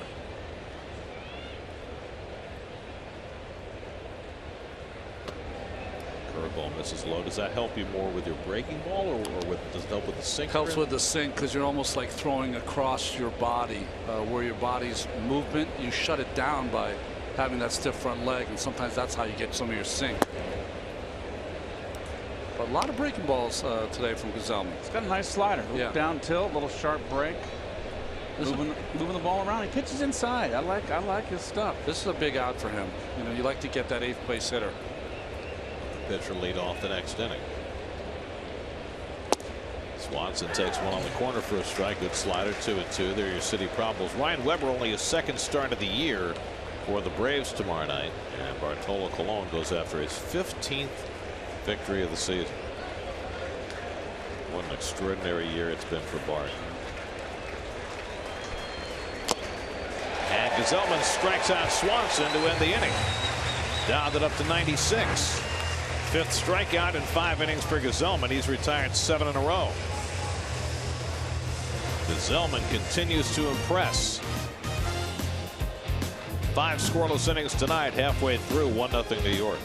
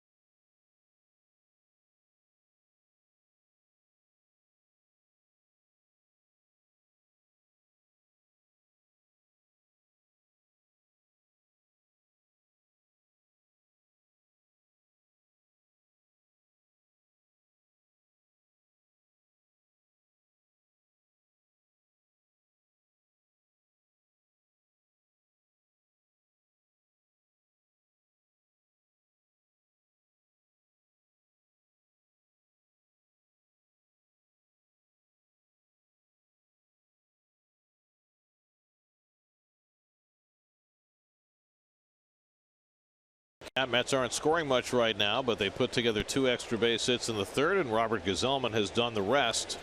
1-0 New York as we go to the bottom of the 5th. Gesellman will lead off, and apparently word has gotten out because the corners are crashing now against Gesellman, who tried to bunt and was retired his first time up. I mean, Freeman's playing 65 feet away. Yeah, the other option is just shut it down for an at-bat. So he tries to pop one over Freeman's head. That didn't work. But a good effort. Good idea. That was a Butcher. Oh boy. Butcher bunt? No, Butcher. Oh boy.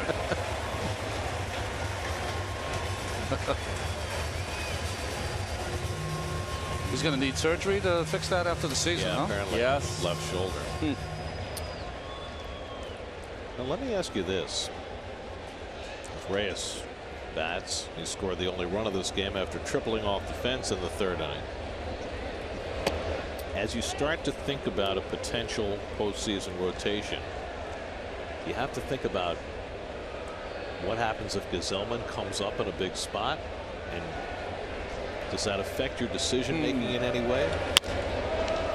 Reyes lifts one out to left, and Kemp is there. 2 out. Well, your other option would be is if somehow Matz can come back. Right. Then you can move Gesellman to the bullpen. A guy who can come in and get you a ground ball when you need it. But yeah, if he's your starter and you get to a situation where he can't hit and bases are loaded and it's a 0-0 game, might have to exit early. Would you go to a 3-man rotation? Could you in today's game? I don't think you can. Yeah. Okay. Not with Syndergaard. He's got a lot of innings this year. I mean, obviously Syndergaard and Colon are 1-2, and Lugo has certainly pitched well enough to be 3. Now with the news that Jacob deGrom is absolutely out for the season, is going to have the surgery on his elbow to move the ulnar nerve, and that leaves Gesellman as the 4th possibility unless Matz can come back. Now Matz is going to come here tomorrow. In fact, he's probably in New York by now. And he's going to throw a bullpen session tomorrow with Dan Warthen watching. And at that point, the Mets will decide whether he can pitch Friday night. Now, even if he does, he's only going to be able to throw about 45 or 50 pitches. And that's a late bullpen before a Friday start. Cabrera, he pulls one foul, 2-1. You know, you have to, you know, this is the time of year that I know Steven could be so valuable to this club, but it's that fine line between getting a guy ready and you got to win this game. You know, because so how will 50 pitches, you know, what purpose will that serve you for your ball club if it pushes your, I guess you could only do it in September with the added guys in the bullpen. You've certainly got enough guys to cover the innings. I guess the question is, can he be effective for those 50 pitches? And does that 50 pitches get him ready to throw 75 in his next start the following week? I mean, you got to get him at some point to 75 to 90 to really do anything for you as a starting pitcher, I would think. 3-1 to Cabrera, and good breaking ball. 3-2. This was a excellent breaker. Pulled the string on him a little bit too. Cabrera's 2 for 2 tonight. Singled and stole a base. Doubled in the only run of this game with a fly ball that fell in along the left field line. Here with 2 out and nobody on, he pulls one foul. Yeah, so I guess that's the plan. If Matz pitches Friday and throws, say, 50, then he pitches next week in the last week of the season and throws 75. Now he's ready maybe to throw a 90 in a postseason. With extra rest, probably because of days off. Right.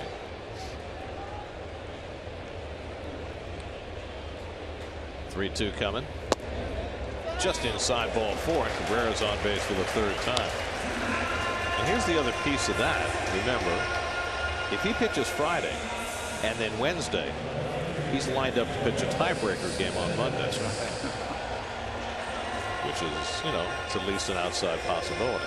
I mean, Syndergaard is going to, after this next start, he'll have an extra day. Because you have the Thursday off day, so he'll pitch on Friday. Friday in Philly, and then be ready for the wild card game Wednesday. Let me ask you a question then.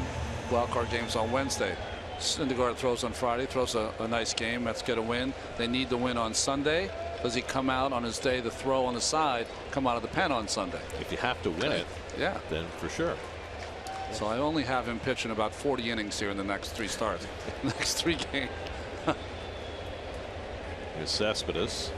Well, with the state of the Mets rotation right now, I mean, they're going to have to lean on Syndergaard to do everything possible. Well, we're having these discussions up here. I'm sure the Brain Trust is having them every single night, trying to figure it out how they do it. Cespedes has struck out and popped up 0 for 2.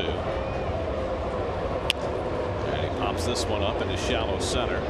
Backpedaling is Peterson. And that retires the side.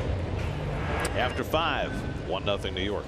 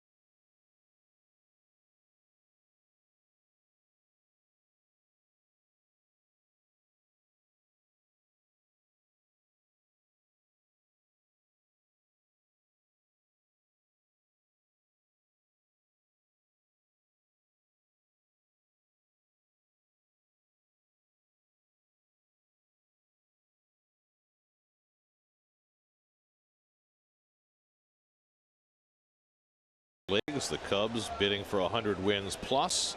The Texas Rangers 89 wins, 35-10 in 1-run games. Would be the best in modern baseball history. Tehran leads off and takes a strike.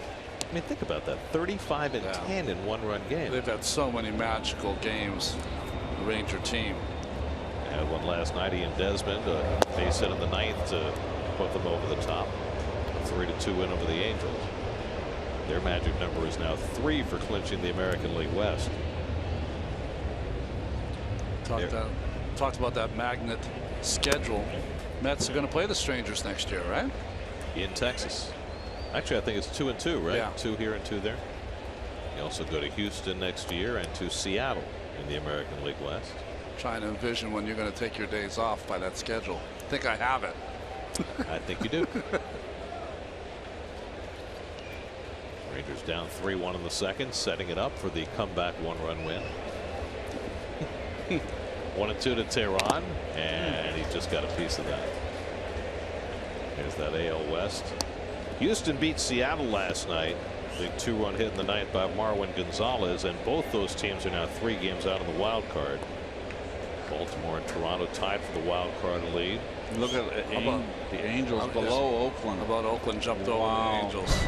Oakland had themselves quite a spoiler week, as Reyes got something in his eye. Remember, they swept 4 from the Royals, the A's did, to really put a crimp in their hopes. And then they continued on and took 2 out of 3 from the Astros.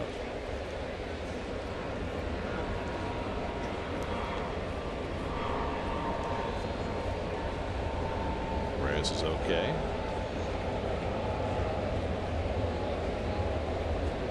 There's the 1-2, and Tehran takes a strike 3 call. 6 strikeouts for Gazelman. 1 out of the 6. Well, the AL wildcard, we mentioned Baltimore and Toronto tied up. Whereas Baltimore has 3 more games to go with the Red Sox. They lost last night to fall back into that tie with the Blue Jays, who beat Seattle.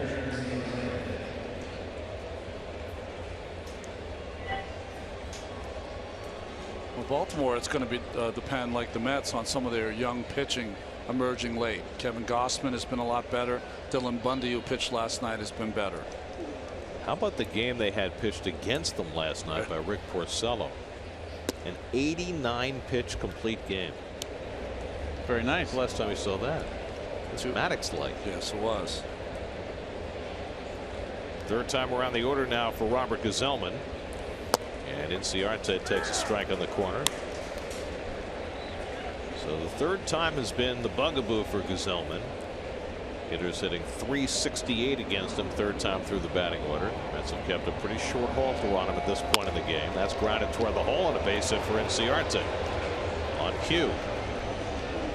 3rd hit against Gazelman. 1 out and 1 on. Let's check in with the studio. Taylor Rooks has a game break brought to you by your local Honda dealers.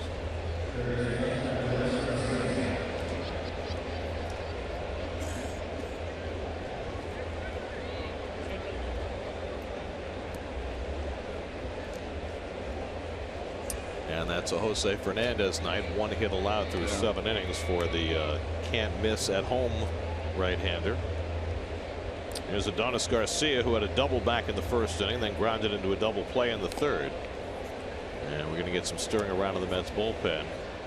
As Gazelman up over 80 pitches, and now the 3rd time through. You got Freddie Freeman standing on deck.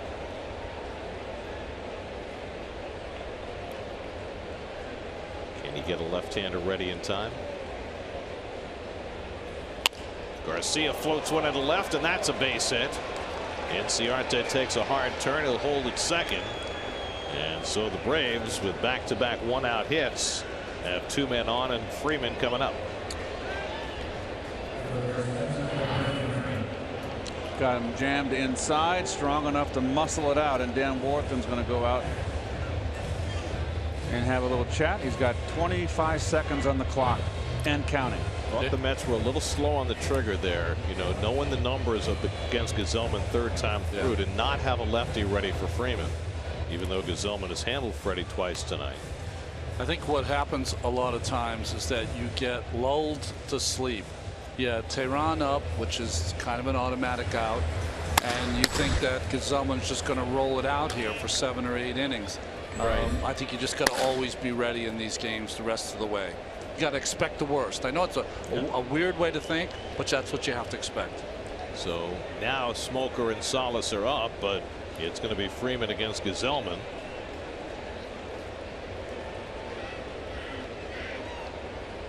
Freddie has struck out twice, swinging in the first, looking in the fourth, and he grounds one down toward first, a foul ball. It's been a steady diet of sliders to Freeman, but when he's gotten 2 strikes, he's wanted to go up in the strike zone, Keith. I wonder if he'll continue that. I like the fact that Freeman's being aggressive here from an offensive point of view. He's struck out twice against him. All those 2 strikeouts mean nothing right now. This is a key at bat right here with men on base. Freeman started the night with a 23-game hitting streak, a 39-game on-base streak after a 4-hit night last night. And the backdoor breaking ball misses 1-1.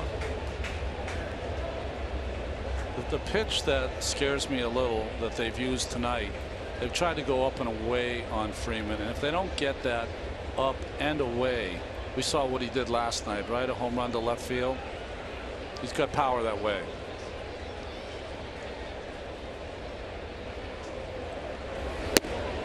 Sails up and away, and it's 2-1. And it's always a little bit different when a pitcher's got a pitch in a tough spot against a premier hitter. Got a young pitcher out there. This is a big out right here. This is the most unique batter he's facing in this game right now.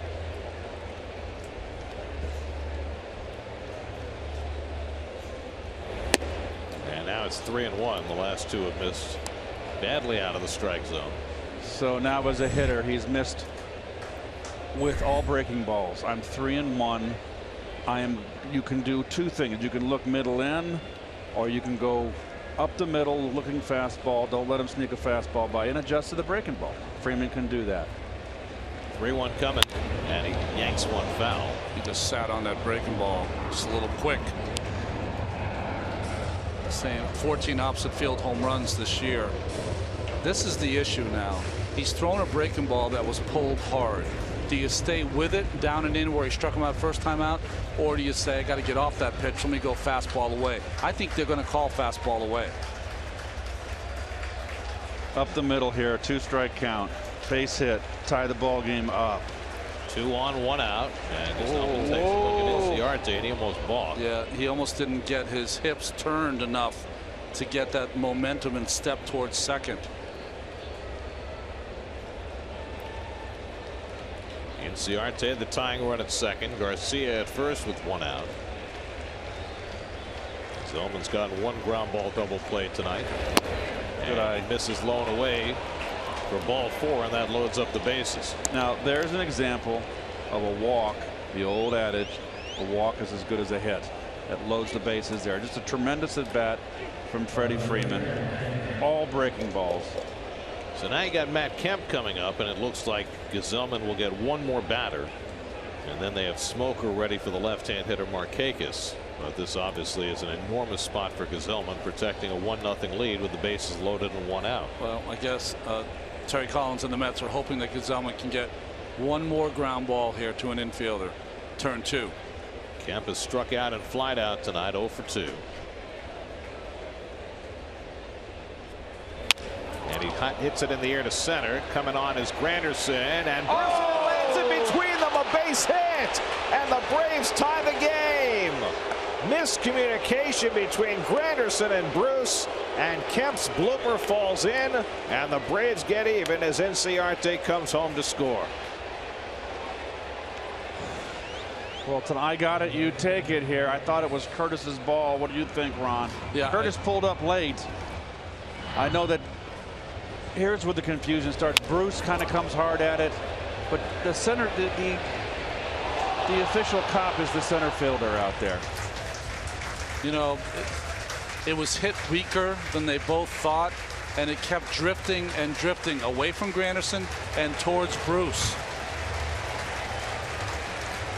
And no one took charge. Well, unfortunate for Gsellman, because that ball might not have been deep enough to bring Inciarte home had it been caught.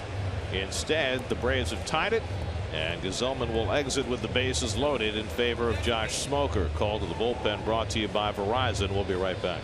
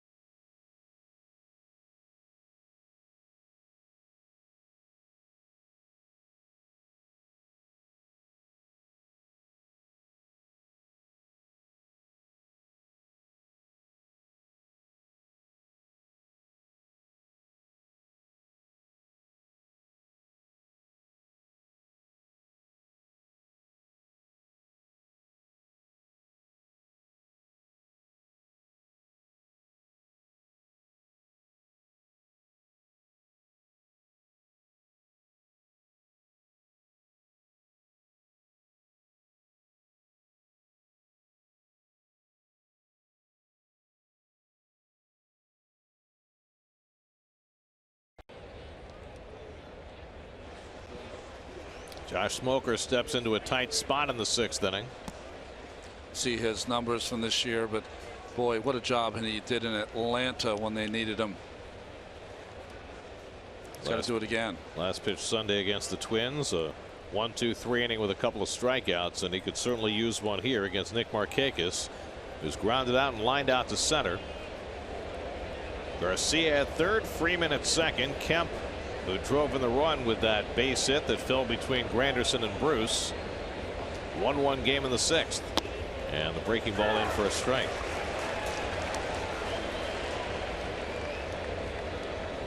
He has been very clutch this year. 12 home runs, 86 RBIs, and going to drive in 90 with less than 15.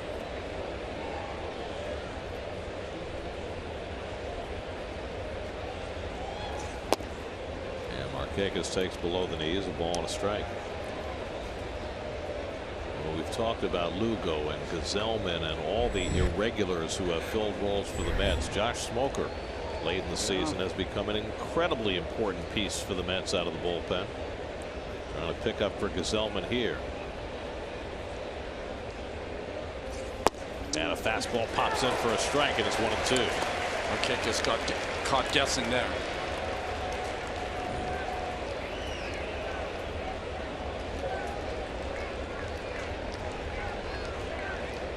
4 straight Braves have reached base, 3 hits and a walk, leading to Gesellman's exit. Tyler Flowers, a right-hand hitter on deck. So Salas stays busy in the bullpen for New York. I wouldn't go with another fastball here. I'd bend that curveball, start it on the plate, and bend it outside. Don't throw it for a strike, though. 1-2 coming, and it's up and into Markakis. 2-2.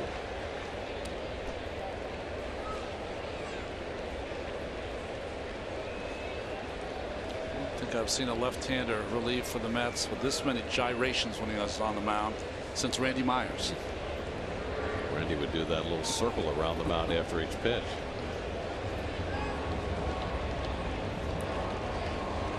Markakis bats with bases loaded and 1 out. And he shoots one foul. See, you can fight off that inside fastball, what Markakis did right there. That's just good hitting. You're vulnerable in. You got to protect the plate. And you fight off that pitch inside. You stay in the at bat, and if he makes a mistake, you're just looking to get at the minimum a sacrifice fly to put your team ahead. And then if he throws you the breaking ball and you're hanging in, you can adjust to the breaking ball away.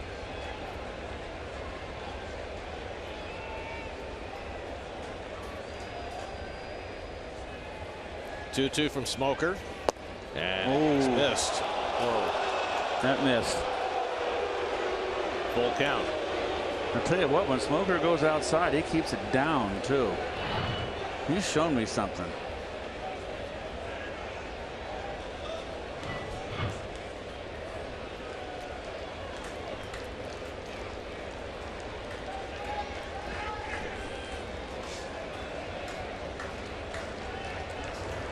Garcia at third, Freeman at second, Kemp at first with one out. 3-2 coming to Markakis. Ball four, and that forces in the go-ahead run. Wow. So Smoker comes in and walks Markakis, and the Braves lead 2-1. Good at bat by Markakis. And it'll be a one-batter assignment for Smoker. Fernando Salas will come in to face Tyler Flowers.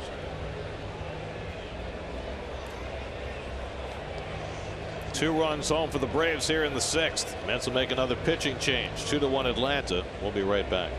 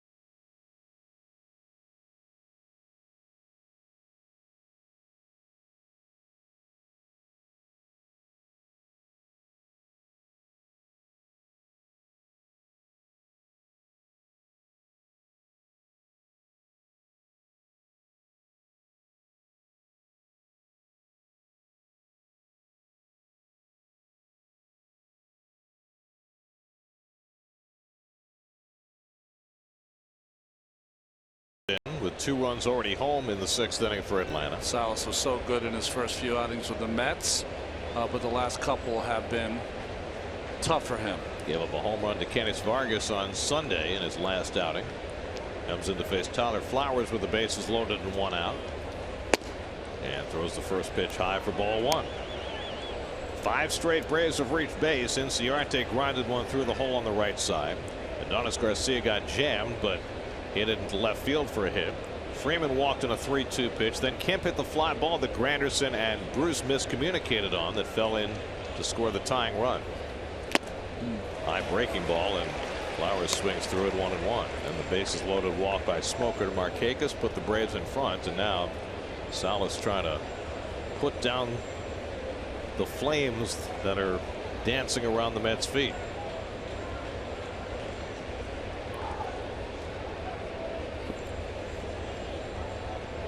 Flowers has been up twice, grounded out twice.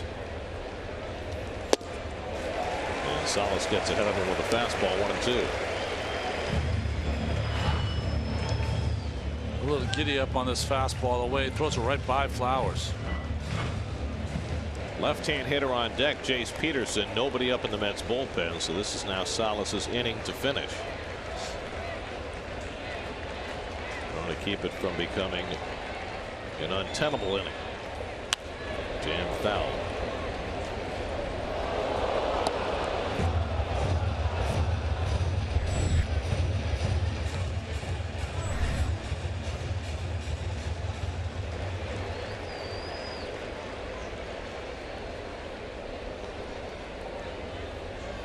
pitcher humor.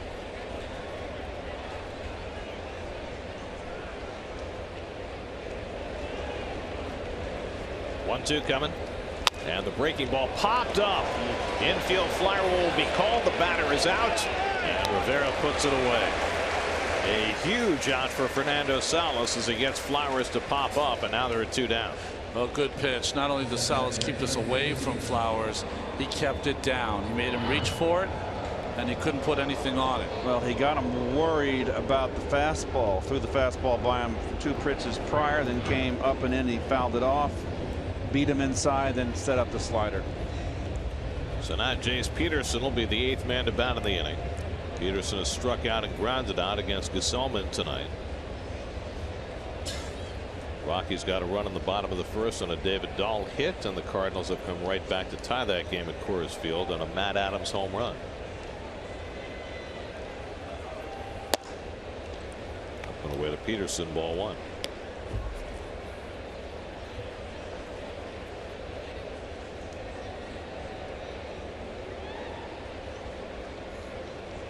With the Mets struggling to score right now, every run is so crucial. And you can't make mistakes. 1-1 to Peterson.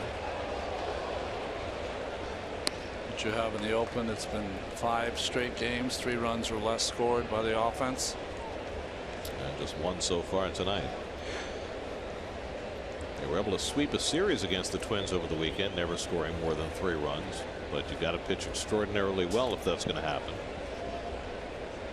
Zellman running into trouble here in the 6th, not helped by his defense. Smoker poured some gasoline on him. 2-1 now to Peterson with the bases full.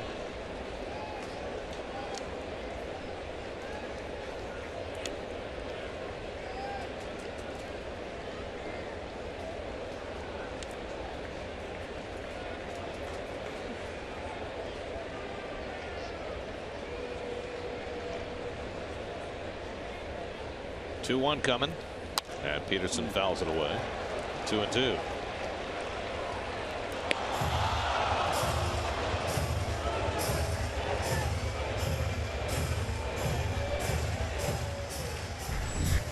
Dansby Swanson would be next. Fernando Salas trying to make sure it doesn't get that far. Freeman at 3rd, Kemp at 2nd, Markakis at 1st. 2 runs home in the inning. 2-2 to Jace Peterson.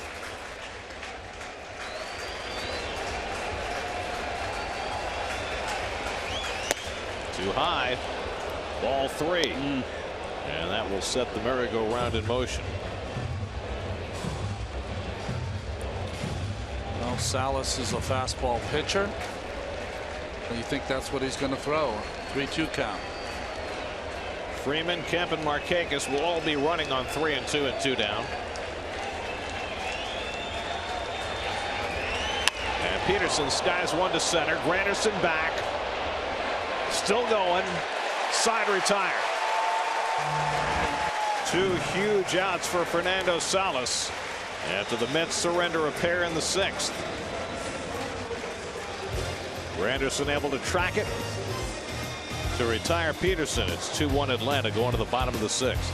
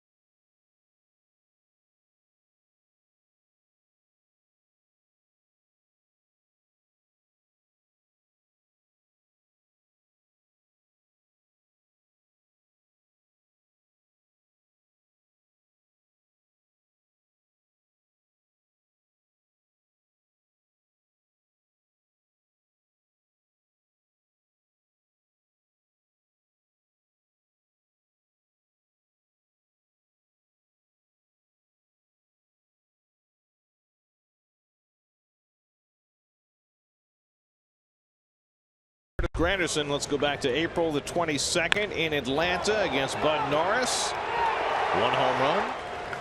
That was nice. How about 2 home runs?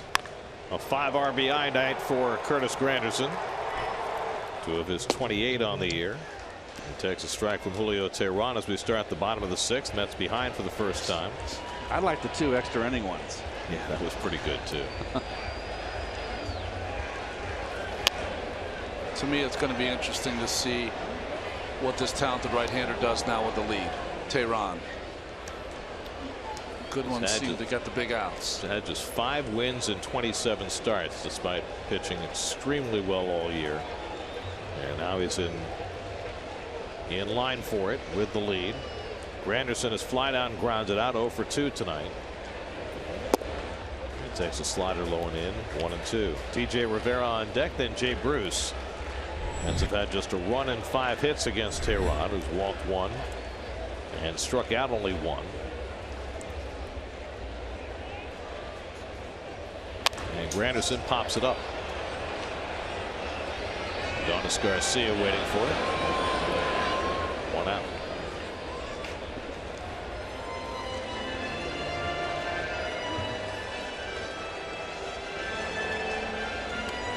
TJ Rivera, who's 1 for 2. Your Mets box score brought to you by Verizon. And Asdrubal Cabrera 2 for 2. He's driven in the only run with a double. Jose Reyes had a triple. He scored the only run. 13 on the bench. That doesn't even look right. Rivera singled over short in the 2nd. Then he grounded out to end the 3rd. 1 for 2 on the night. 8 for 19 on this homestand.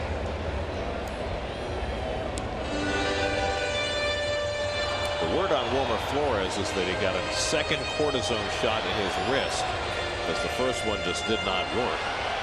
He's feeling much better today. Has to take today off after the cortisone shot yesterday, and should be able to swing the bat tomorrow. That's the hope. Rivera yanks one foul.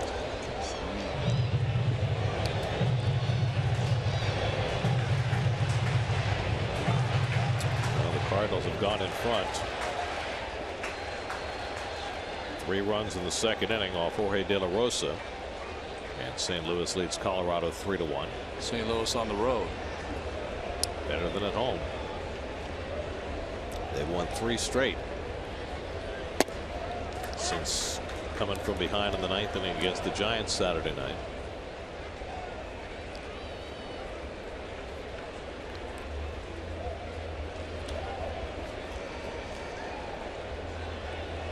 One and 2 to Rivera with Bruce on deck.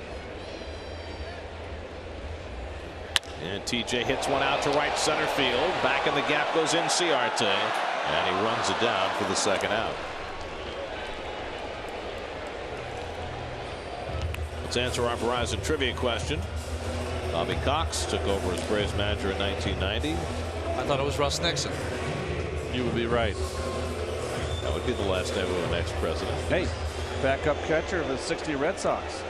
He also 60s. He also was managing some obscure team in some obscure league when you were playing. That's right. Ray Knight was on that team.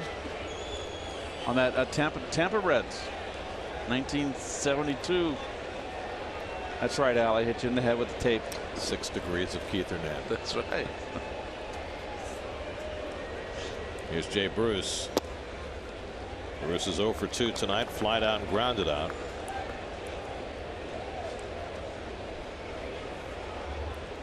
Jay has just 3 hits in his last 36 at bats.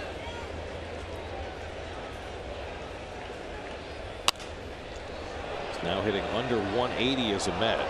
This is his 40th game as a Met. So we're talking about more than 7 weeks now.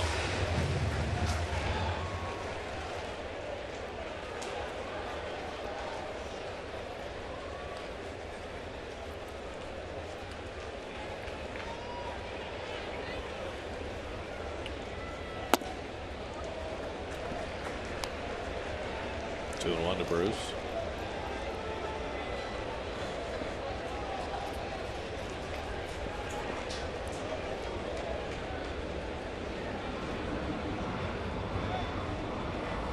Jay smokes one foul.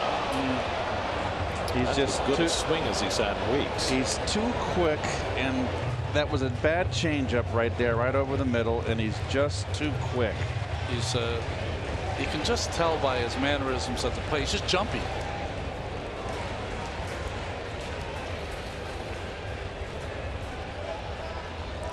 Ron's retired 11 of his last 12 hitters. 2-2 to Bruce. Broke his bat.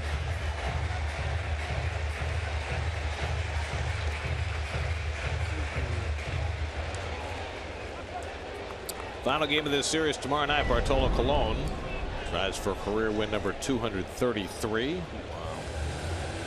He'll be opposed by Ryan Weber, making just his second start of the season. 6 o'clock tomorrow night on SNY.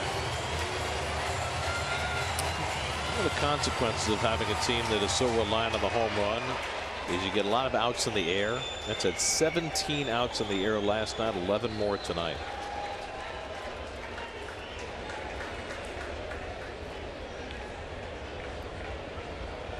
Two coming, and Bruce skips out of the way. Full count.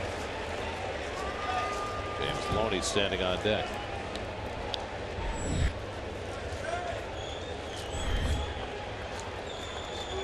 One thing that Tehran sometimes has an advantage. You don't know what's coming 3-2. Changeup we've seen a curveball 3-2.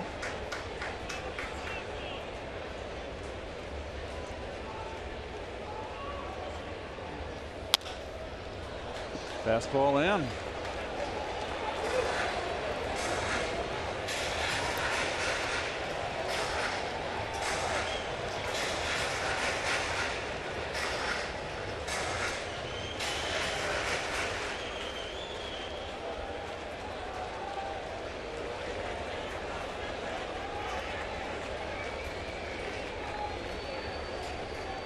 Eighth pitch of the at bat coming from Tehran to Bruce. With 2 out and nobody on. And Bruce fouls that fastball back. Another pitch to hit. That's a good cut right there. That's the best cut of this at bat.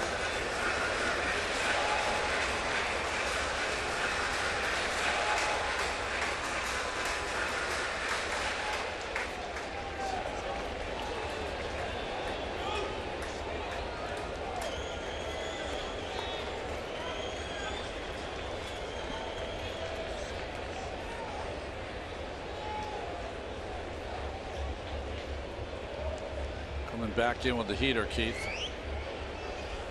And Bruce hammers one on the ground down to Freeman. And that retires the side. Jay never dropped his bat. 1-2-3 inning for Tehran after getting the lead. It's 2-1 Atlanta.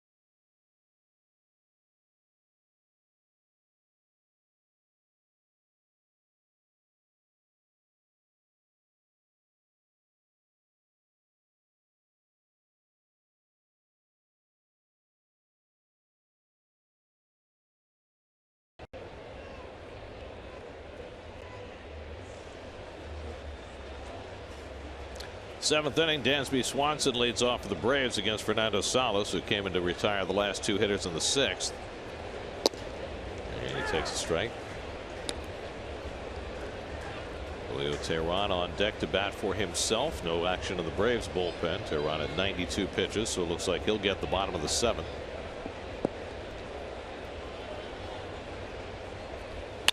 That's pulled toward the hole and a base hit for Swanson, his second hit of the night, and his fifth in the two games in this series. He is now 10 for 17 against Met pitching since coming to the big leagues.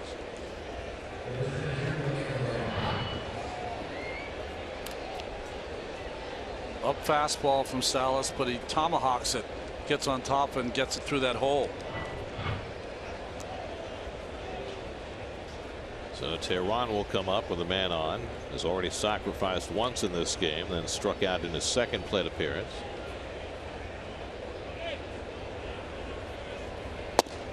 And he takes a fastball strike. Alert, alert, scores. Jose Fernandez, 8 innings, 12 strikeouts, wins at home again. Stanton hit a home run. It's 4 straight losses for the Nats. Cardinals 3-1 over the Rockies as they go to the bottom of the second at Coors. The Giants game is still about 40 minutes from starting. That's below the knees. 1-1 to Teheran. Fernandez getting in late for the Cy Young talk in your estimation? There's a lot of still Hendricks for you? I can't get past the fact that Hendricks has as big a lead as he does in the ERA race, and I know that people put a lot of value on strikeouts, and I understand that, but run prevention is the most important part of pitching, and Kyle Hendricks has done that better than anyone. Yeah, you give up 2 a game, you're going to look pretty good for the season. Now his defense is great, and I understand, but you know, for most of the history of baseball, pitcher got credit for that. And I'm not prepared yet to take all the credit away from him just because he gets the kind of contact that produces outs. That's right. There are ERA leaders in the National League. Hendricks and Lester 1-2. By the way, last night Jason Hamill became the 4th Cubs starter with 15 or more wins, and he probably won't be in their postseason rotation. Embarrassment of riches. I mean, John Lackey will probably be their 4th starter after Lester and Hendricks and Arrieta. 1-2 to Teheran, and he squares to bunt again, and that one's foul for strike 3. That's a big strikeout right there. So this time Teheran unable to get the bunt down. SNY Super Slow Motion brought to you by your Mercedes-Benz Tri-State dealers. Mercedes-Benz, the best or nothing. I mean, you were a pitcher. Yeah. Ronnie. Talk about it after Terry Collins makes his pitching change here. He's going to bring in the left-hander to face Inciarte. Braves up 2-1 in the 7th. Mets trying to keep it right there. And Jerry Blevins will come in. We'll be right back.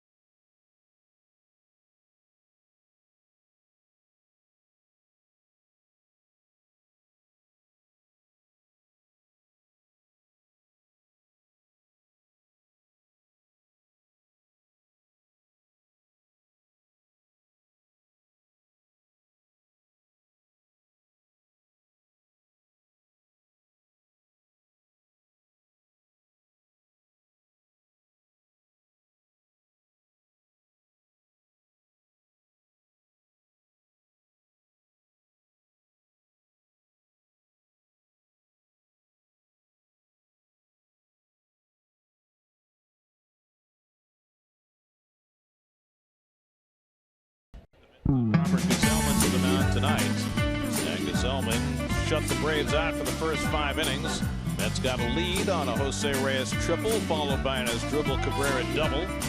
And it was 1-0 New York going to the 6th inning. But then things fell apart for the Mets in the 6th. Matt Kemp's fly ball fell in between Granderson and Bruce to produce a run, a bases loaded walk run, another. And the Mets down 2-1. Now Jerry Blevins out of the Mets bullpen to face Ender Inciarte, who takes a strike. Blevins has been so valuable to this ball club. Even picked up a save this weekend. Got 2 saves this month. 2 big ones this month. Hadn't had one since 2012. He got the save in Washington and followed it up with a 4-out save on Sunday, which was rather remarkable. Facing Inciarte, who's 1 for 2 and a walk. Swanson at first and 1 out. What was I going to say before the pitching change, Ronnie, is you were a pitcher. Yeah. Okay. And I know that the way pitchers are judged using modern metrics has changed somewhat. But did you feel any less valuable when you got a ground out or a fly out than you did when you got a strikeout? No, because the whole trick to pitching, unless you are. That's line to center field. Granderson will have to play it on the hop. A base hit for Inciarte puts 2 men aboard for the Braves. Second hit of the night for Inciarte. Hanging breaking ball here. Inciarte choking up, stays in.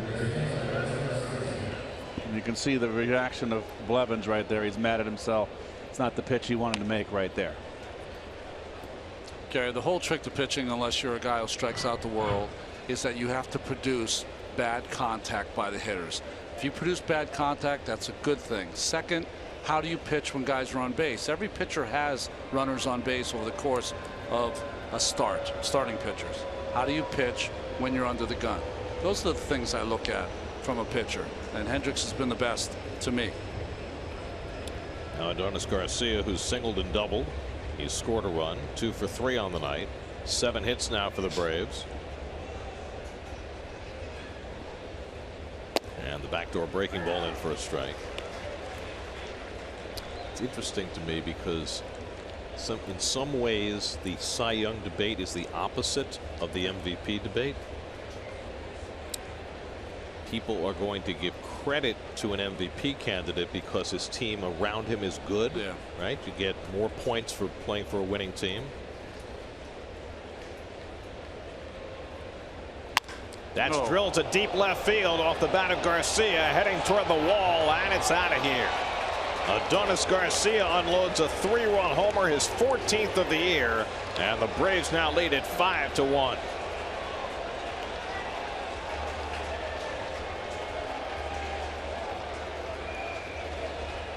Now Blevins got ahead with a curve. He threw another curve, and Garcia lost it. And Garcia has really turned it on the second half since they acquired Kemp. Here's the backdoor. Bro, too much of the plate, too flat. And he zeroed in on it. But Garcia, ever since they acquired Kemp, they moved him into the 2-hole. He has just turned it on offensively. So another damaging inning as the Braves continue to produce offensively over this last 6 weeks. And now Freddie Freeman hits one out to deep center field. Back goes Granderson to the warning track, and he can't get to it. It bounces up against the wall. Freeman to second. He'll pull in there with a long double. And so Jerry Blevins, who has been so good, getting hammered here in the 7th inning. 24-game hitting streak. Oh, he waits on that breaking ball. And not enough, not out enough, huh, Ron? 3 breaking balls, a single, a home run, and a double.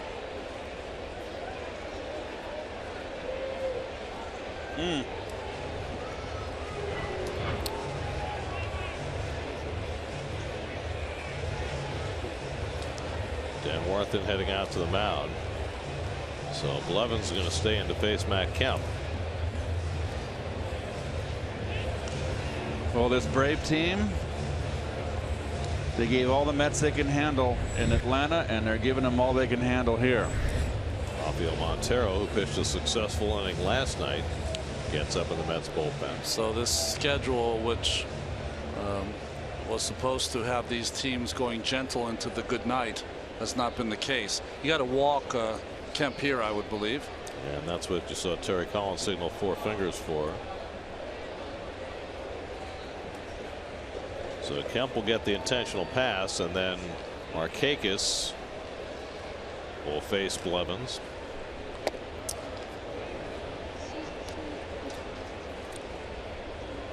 The Braves bats have interrupted it, but I just wanted to finish the point I was making. In the MVP race, you are given points because your team is good, right? Players for winning teams get more consideration than players for losing teams. In the Cy Young race, if you're a pitcher and your defense is great, they say, well, you didn't do it yourself.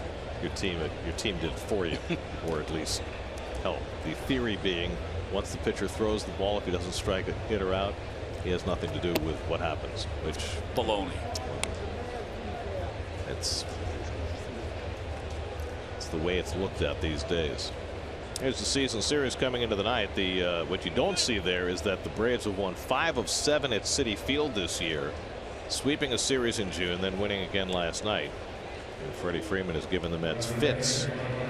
And again tonight, a walk and a double. Now has a 24-game hitting streak and a 40-game on base streak. But the other large issue for the Mets right now is they are just not generating any runs and giving their pitchers little margin for error. So Blevins has allowed 4 straight base runners now. Still hasn't retired a batter. Markakis drew a bases loaded walk in the 6th to give the Braves the lead, and he takes the fastball down for ball 1.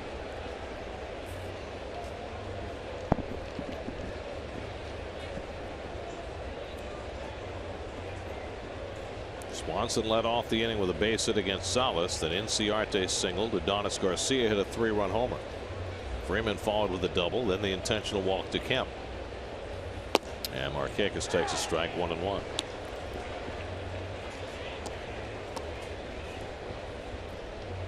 Boy, this is Braves struck quickly this inning.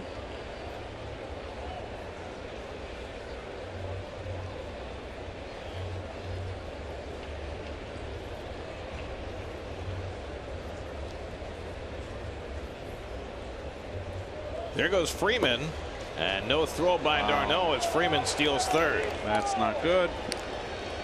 5th stolen base of the year for Freddie Freeman, and Kemp did not follow. That just cannot happen in September. It can't happen. Not with a guy who can't run. Can't run. Almost looked like Freeman knew the signs, picked up that there was going to be a curveball, decided to run on that pitch.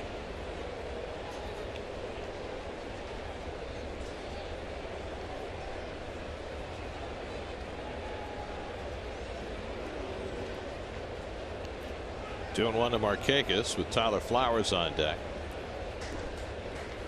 And Markakis swings through the fastball. 2-2.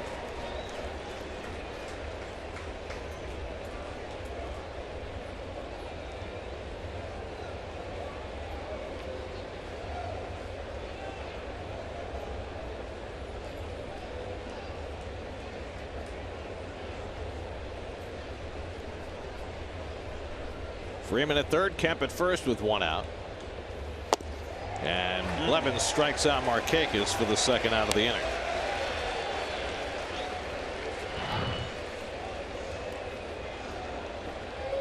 Tied him up inside. So that'll be all for Blevins, with the right-hand hitting Flowers coming up.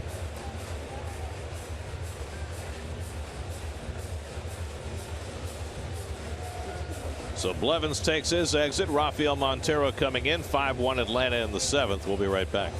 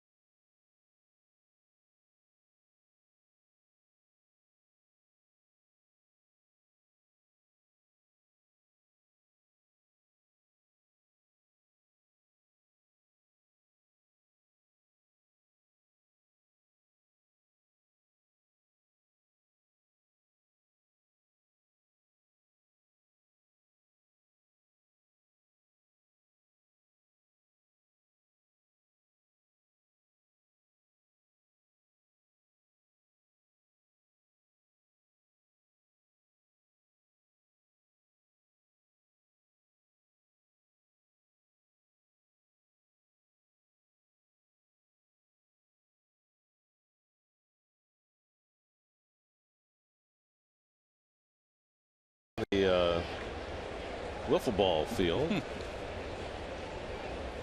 Let's could use some of that action. Rafael Montero comes in to try and get the final out on the top of the seventh. Seventh game for the Mets. 3 of those have been starts. See more base on balls and strikeouts. Worked a 1-2-3 inning in last night's game in the top of the ninth.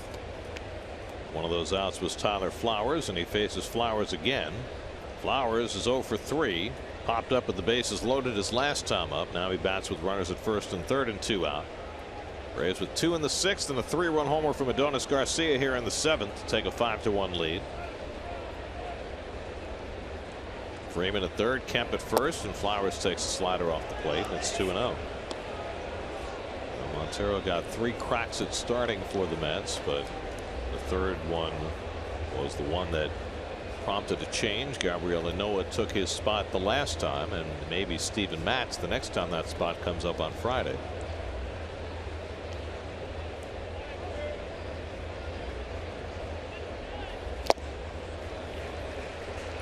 2-1 to Flowers, the 8th man up in the inning, second straight inning that the Braves have sent 8 men to the plate.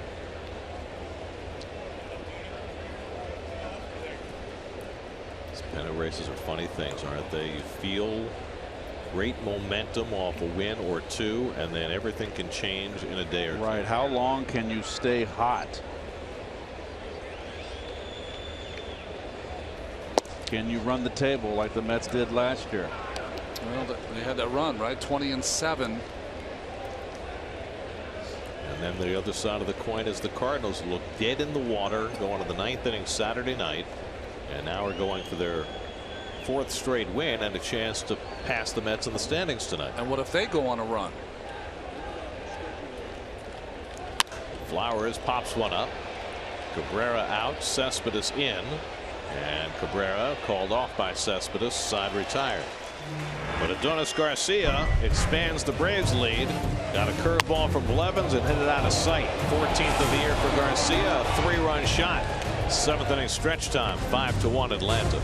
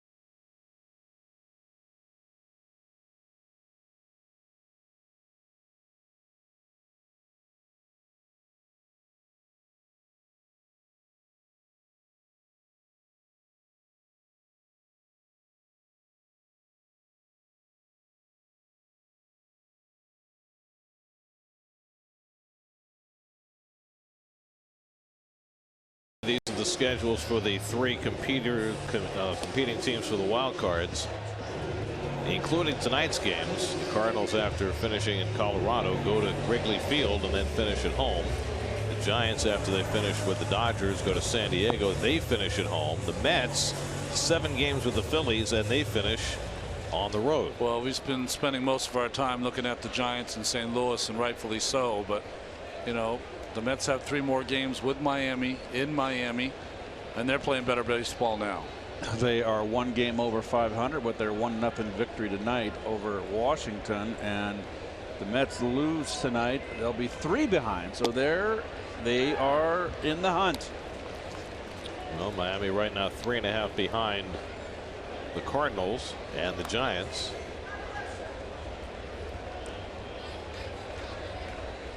What you could have by the end of tonight is Loney lines one to Garcia for the first out.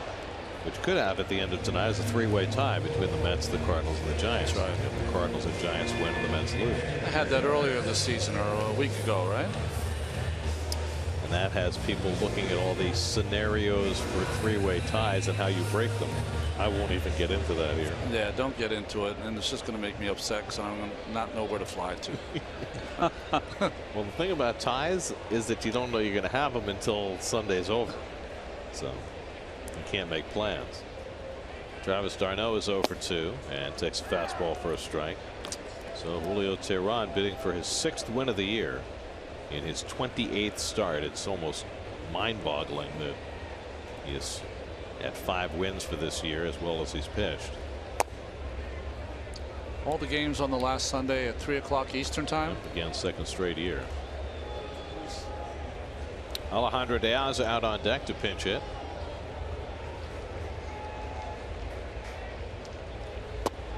And d'Arnaud lays off the slider. 2-1. Teheran looked a little bit shaky early, but since he's gotten the lead, he has been lights out. Retired 13 of the last 14.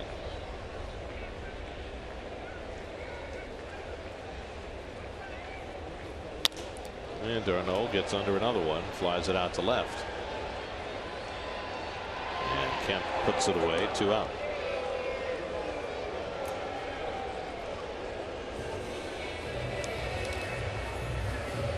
So 2 out and nobody on. Now De Aza to pinch hit.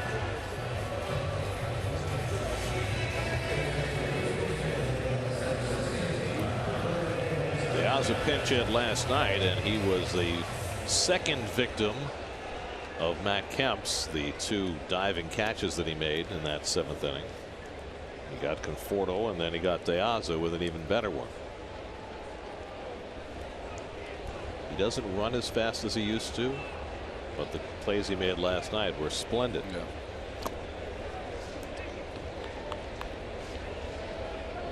Well, he had that, was it 2011, when in retrospect kind of robbed of the MVP, but I recall us having conversations that year that maybe retrospect wasn't even needed. yeah, we thought he was the best player in the National League. 39 home runs that year. He won a Gold Glove.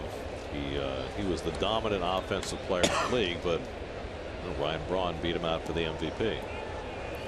Before Braun was discovered to have been a PED cheater. There are Kemp's numbers: 2-time All-Star, 2-time Gold Glove.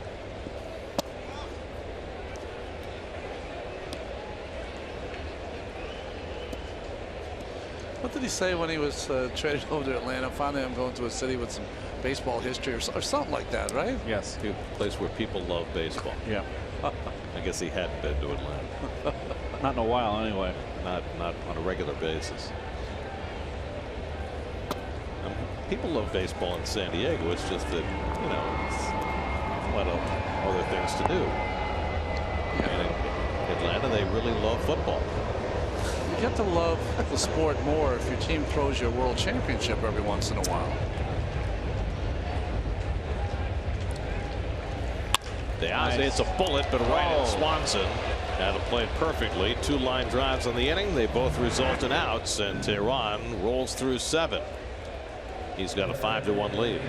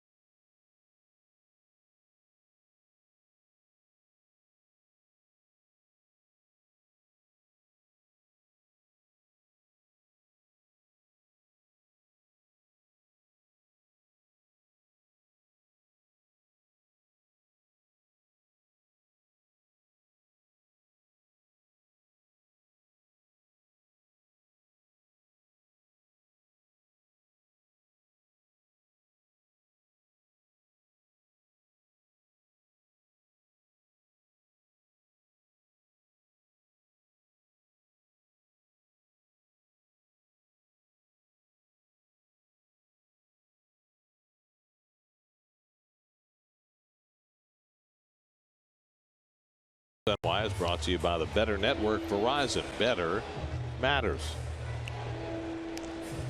Jim Henderson will come in to pitch the 8th inning for New York. Well, that first batter faced average not good.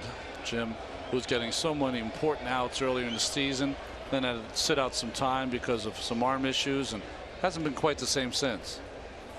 He'll be the 6th Met pitcher in this game. Robert Gazelman is on the hook. He shut out the Braves for the first 5 innings, but ran into trouble in the 6th. Got charged with 2 runs and 5 hits. Fernando Salas charged with a run. Jerry Blevins 2. And now Henderson will pitch the 8th. Lower third of the order. Jace Peterson leads off. 0 for 3. Struck out, grounded out, fly down.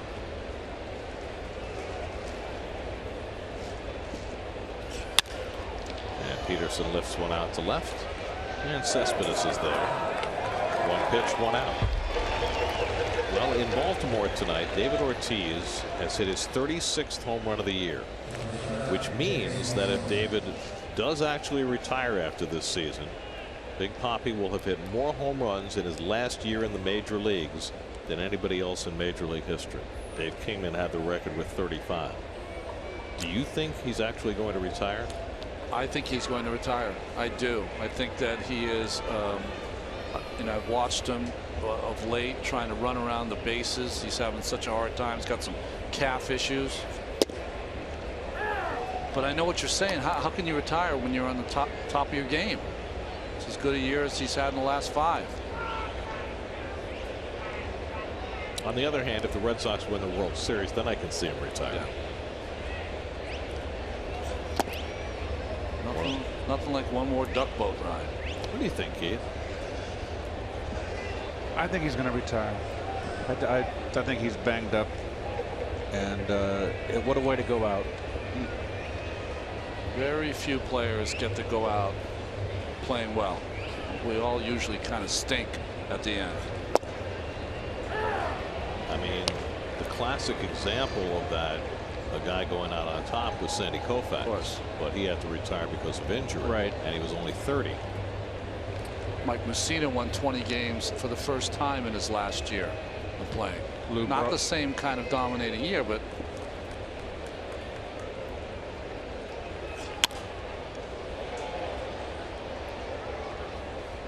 Lou Brock's last year in '79, he hit 300 and had a great year. Really a good year, and is 40 years old on his last season. Well, I envision that at some point Bartolo Colon will win 15 when he's 50. Yeah, but I don't think he's ever retired. I think you're going to have to rip the uniform off. Swanson goes down on strikes. So Henderson has retired his first 2 hitters.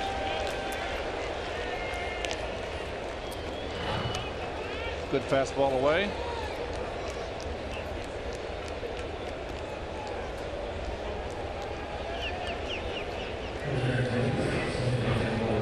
So 2 out and nobody on. Now Malik Smith will be the pinch hitter. Alex recently back from a broken thumb that cost him half the season, hit by an Antonio Bastardo pitch earlier this year. You know, the Mets have 2 more cracks at the Braves. 5-1 is not a blowout. You got a pitcher out there dealing, Ronnie. You know, and also, I know the game has changed, but 5-1. Well, what's really good, Keith, is that Tehran probably is going to be out of the game also. So you got a new pitcher. Smith is batting for him. Oh, there you go. He's toast. And, you know, you can get to the bullpen. Did I say probably? Can I take that back? It's all right. I do it all the time. Don't worry about it. It's more probable.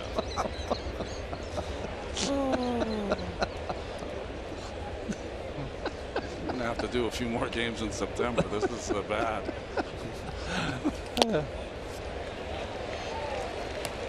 Well, you're doing the American League in October, so you won't have that problem. Maybe that's it. I'm concentrating on the junior circuit. Well, Tehran only struck out 1 batter in 7 innings, which is unusual, but allowed just a run on 5 hits, 1 walk, and in line for his 6th win. Smith grounds one right at Rivera, and he throws out the speedy Malik Smith to end the inning. So Henderson with a successful 1-2-3 inning. You go to the bottom of the 8th, Mets down 5-1.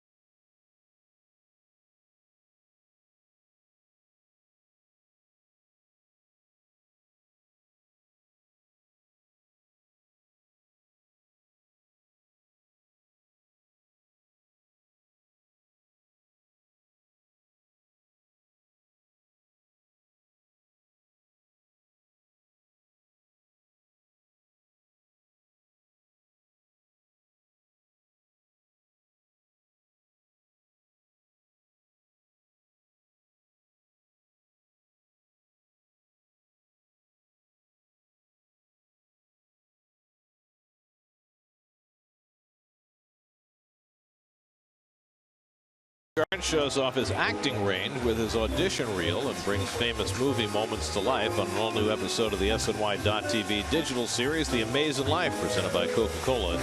Check it out now on SNY.TV/Coca-Cola. Last of the 8th inning, Braves go to their bullpen. Jose Ramirez in for the second straight night. Well, Ramirez, his last 5 outings, he has not recorded a strikeout, so you think that Mets at least can put some balls in play here against the young right-hander. Reyes drew a walk against Ramirez leading off the 8th inning last night. Ramirez also gave up a hit to Curtis Granderson in that 8th inning, but emerged without giving up a run. And with the changeup, gets ahead on Reyes, 0-2. Cabrera on deck, then Cespedes as the Mets try and fight back in the bottom of the 8th. They've been limited to a run on 5 hits tonight.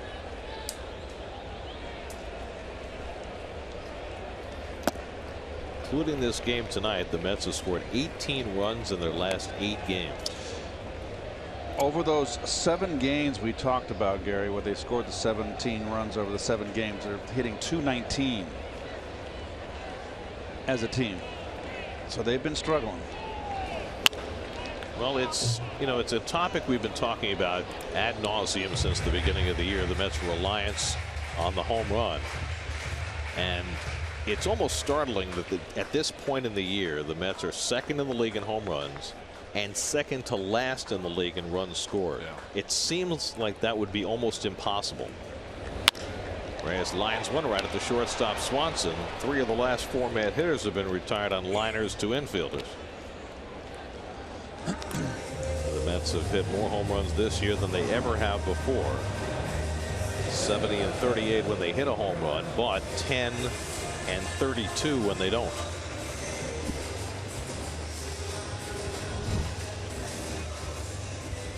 There's Cabrera, who's been on base 3 times, a single, a double, a walk. He's driven in the only run for the Mets tonight.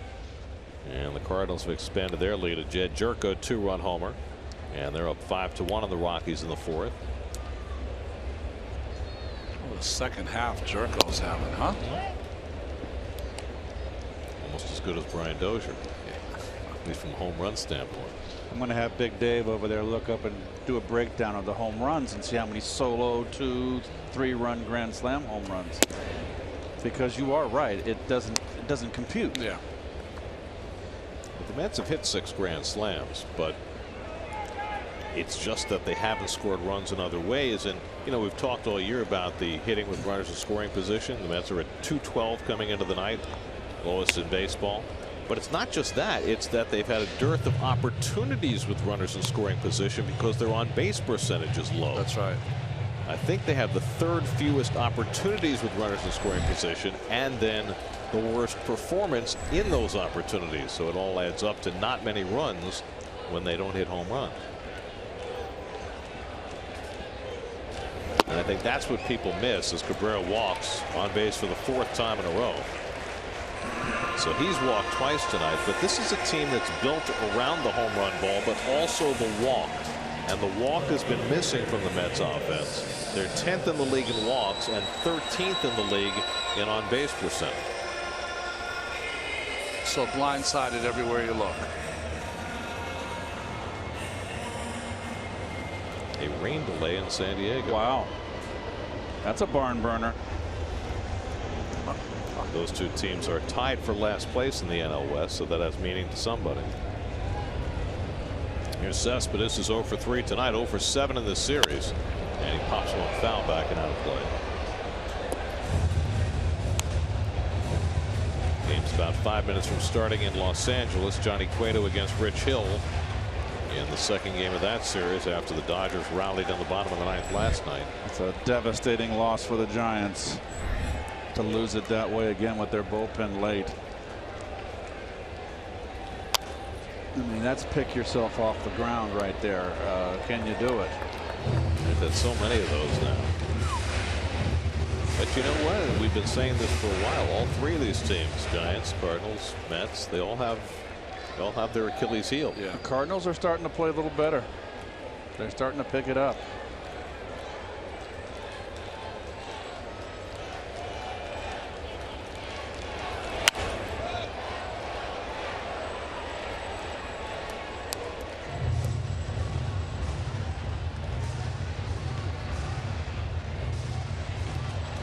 Curtis Granderson. Oh, this is why he wins the Roberto Clemente Award, right? Oh my goodness. He makes friends with everybody. We got a Wago out here. Madam, excuse me, I'm in the on-deck circle. Later. Now wait a second. To be fair, Keith, I do remember you sitting in the front row and bothering Joey Votto when he was on the deck. Oh, that's true.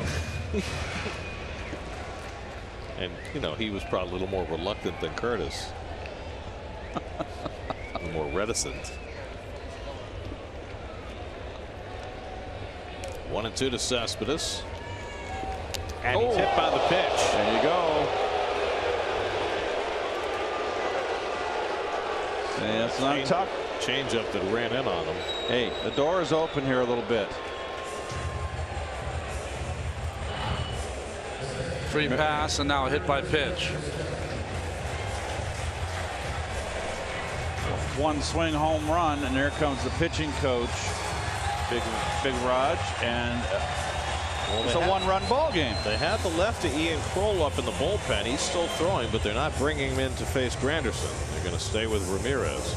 You know what's interesting about that hit by pitch? We always see Cespedes up there with that big elbow pad protecting. He didn't have it on at that time.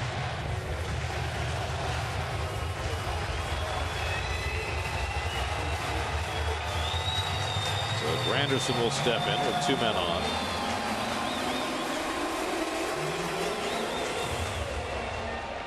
Curtis is 0 for 3 tonight after 3 hits last night. Had a base hit against Ramirez in last night's game, a single to right. Mets need one more base runner to get the tying run to the plate here in the bottom of the 8th. And Curtis takes it outside. Here you go. Today's game. Starting pitcher toast. That's after 7. How many times have I seen leads blown to bullpens? And Curtis drills one to right center field. That's a base hit. And that'll go all the way back toward the warning track. Cabrera is in. Cespedes will stop at third. Curtis Granderson with an RBI double. It's now 5-2, and the Mets will bring the tying run to bat.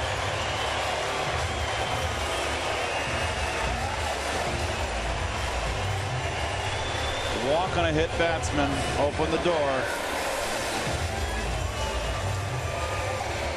Clutching out Curtis. He's been down this road before. That's an easy score for Cabrera. It's a good thing he doesn't have to put it into 5th gear. He can just kind of Cespedes on the back end. Another bad quad here. He's hurting a little bit. Mets are in business. So now T.J. Rivera steps in, tying run at the plate in a 5-2 game. T.J. is 1 for 3 tonight, and takes a slider off the plate for ball 1. This will probably be Ramirez's last batter. They've got the lefty up in the bullpen with Bruce and Loney to follow. A walk, a hit batsman, and a double have produced a run. A base hit here could bring in 2 more. Infield back, they'll concede a run on a ground ball, and that's lifted down the right field line over toward the sidewall and out of play. 1-1. Nice grab.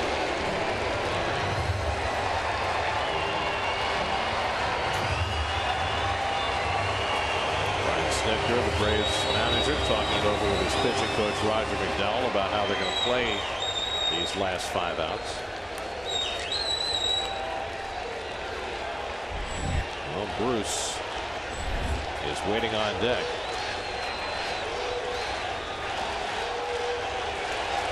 One and 1 to Rivera.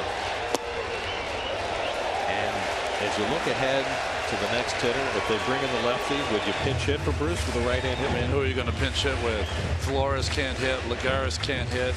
You got Reynolds, Plawecki, Campbell, Rivera, and Cicchini. Kelly. Kelly lefty on lefty? No, he's switching. Oh, Ty Kelly. I thought you were Kelly Johnson. Sorry. Yeah, it's a tough call. You're right. Rivera fouls it back, and it's 2-2. I think if you do, I would run up there with Reynolds. Reynolds is a little line drive hitter. Take my chances. All he needs a base hit. Would you do that? I would be extremely tempted to do it.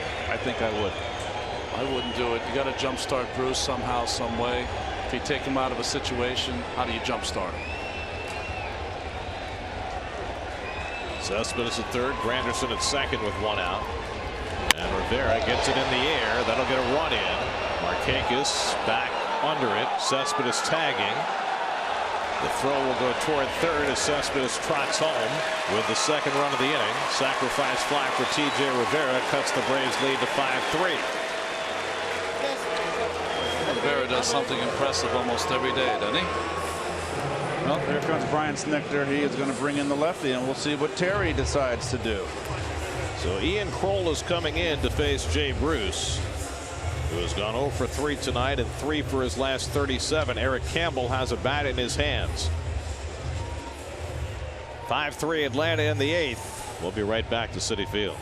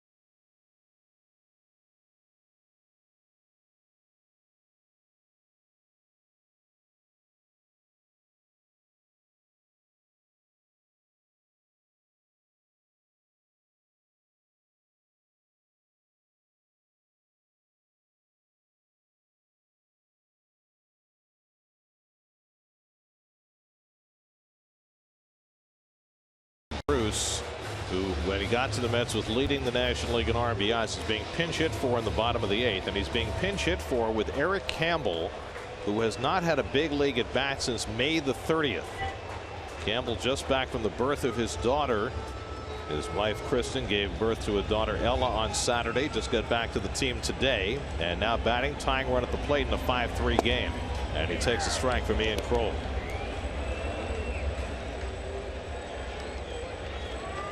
Bruce went 0 for 3 today, 3 for his last 37, and Terry Collins makes the call to put up Campbell to bat for him in this spot, in a huge game, in a huge spot. And Campbell goes after the fastball, and he's down to the count 0-2. Kroll's been good since he joined this team in early May. His 58th appearance. Tough decisions for managers. It's a gutsy call because you wonder about the long-term impact of it.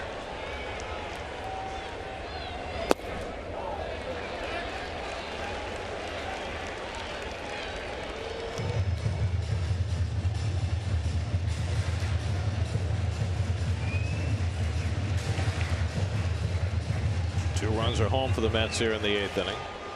Granderson standing at second with 2 out. Terry Collins hoping that Campbell can make the move look like a solid one. Hitting just 159 in the major leagues this year. And he takes the pitch high 2-2. Boy, Kroll's throwing hard.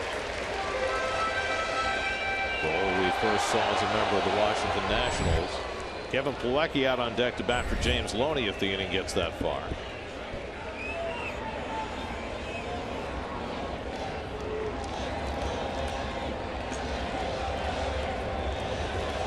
Campbell's worked the count to 2-2.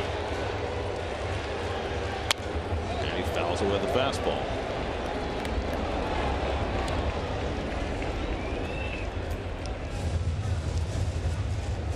Eric had a defensive appearance in Atlanta in the series down there and made a terrific defensive play at first base. That was his only big league action since the end of May.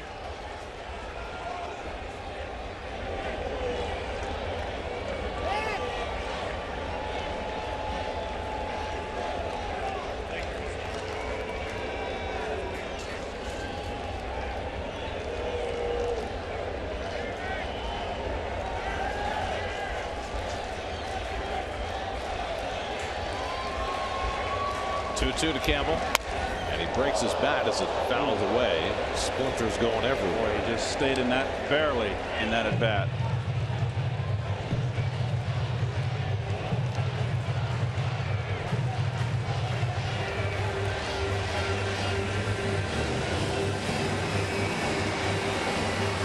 So Ramirez started the inning,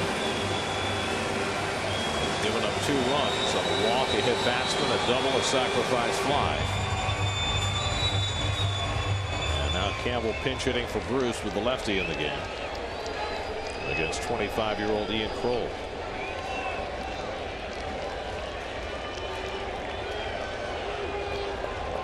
Seventh pitch of the at bat coming,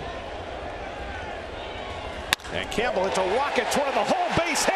Granderson around third. He comes in to score. Eric Campbell comes through, and it's a 1-run game.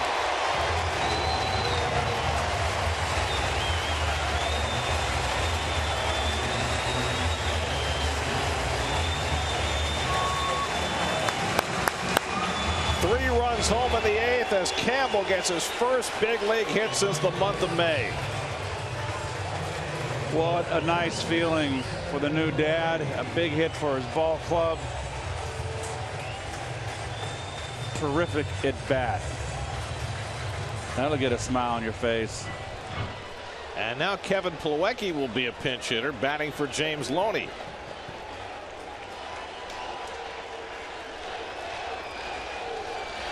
A little bit on the end of the bat. Falls away. Level swing. Finds a hole. So can the Mets catch magic twice? Plawecki hitting just 190 in the big leagues this year. He hasn't had a major league hit since June. Plawecki's had 2 at bats since his recall. They came Sunday. He came off the bench and got a couple of at bats against the Twins. His last hit came on June the 12th.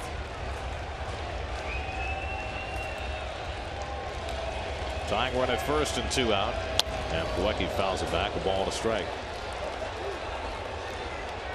Plawecki, who got major playing time earlier this year when Travis d'Arnaud first went out.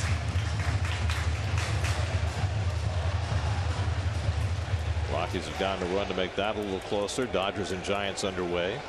Mets trying to rally here in New York. They were down 5-1 when this inning began. Tying run at first and 2 out. There goes Campbell, and it's pulled down to third. Right by Garcia. Campbell will go to third.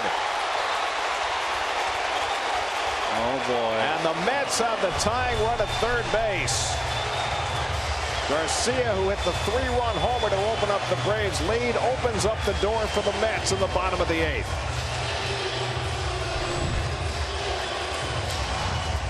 Played this side saddle, Keith. Oh, a little bad hop. Bad hop. Wow.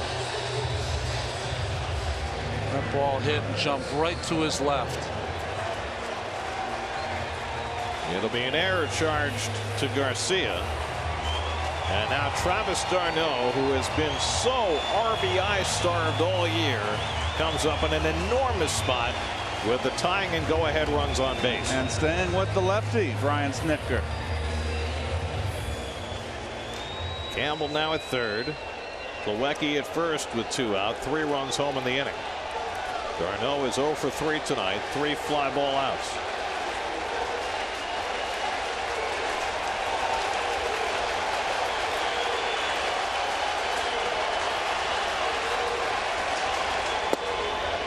Takes a slider for a strike.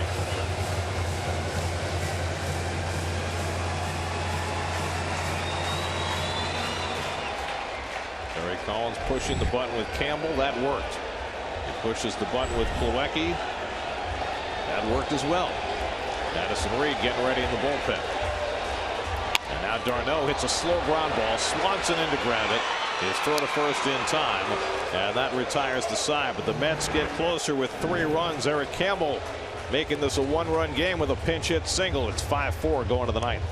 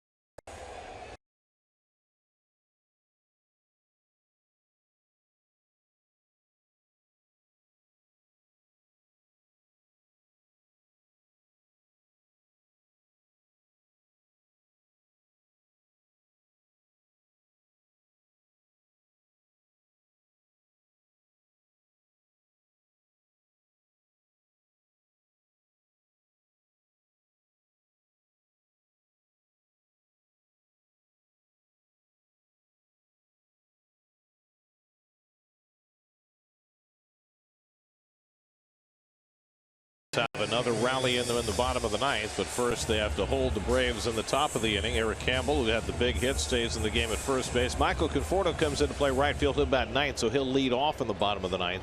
And Addison Reed comes in to try and keep this a 1-run game. Well, Addison is usually in the ball game when the Mets are ahead by a run, but here, of course, so important that this deficit doesn't get more than 1 run. He's in. He'll face the top of the Braves batting order. Ender Inciarte, Adonis Garcia, and Freddie Freeman in the top of the 9th. Garcia's been Inciarte has been on base 3 times in a row with a walk and 2 singles. And Reed throws inside for ball 1.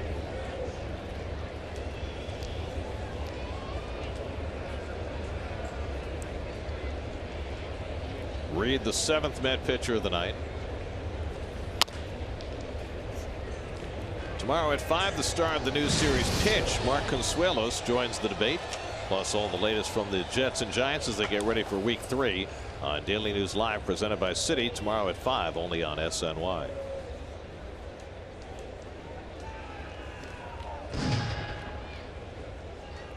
One and one to Inciarte. So let's go back to the decision that Terry Collins had to make to pull Jay Bruce and bat Eric Campbell for him. It worked out perfectly for Terry. Campbell in his first big league at bat since May got a base hit to get the Mets within a run. But how about the longer term impact of that, how it affects Jay Bruce, and how Terry had to view that situation to make that choice? Well, we discussed it prior. Ronnie said he wouldn't do it. I said I would have probably done it. Jay is just having as tough a time as I've seen anybody have, and there's a blooper. And Cespedes can't make the catch as he tried to shoestring it, and it's a base hit for Inciarte, his 3rd consecutive hit.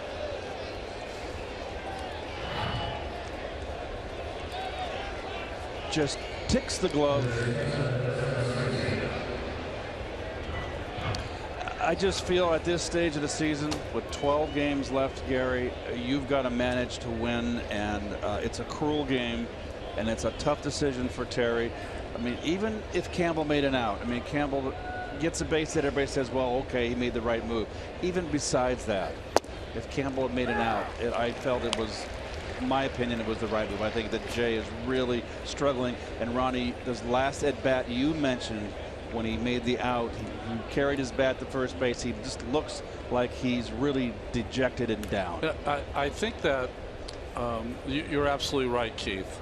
But I think the longer effect of this, I think what Gary was asking, is that moving forward, you know, is Bruce part of your next 11 games? Right.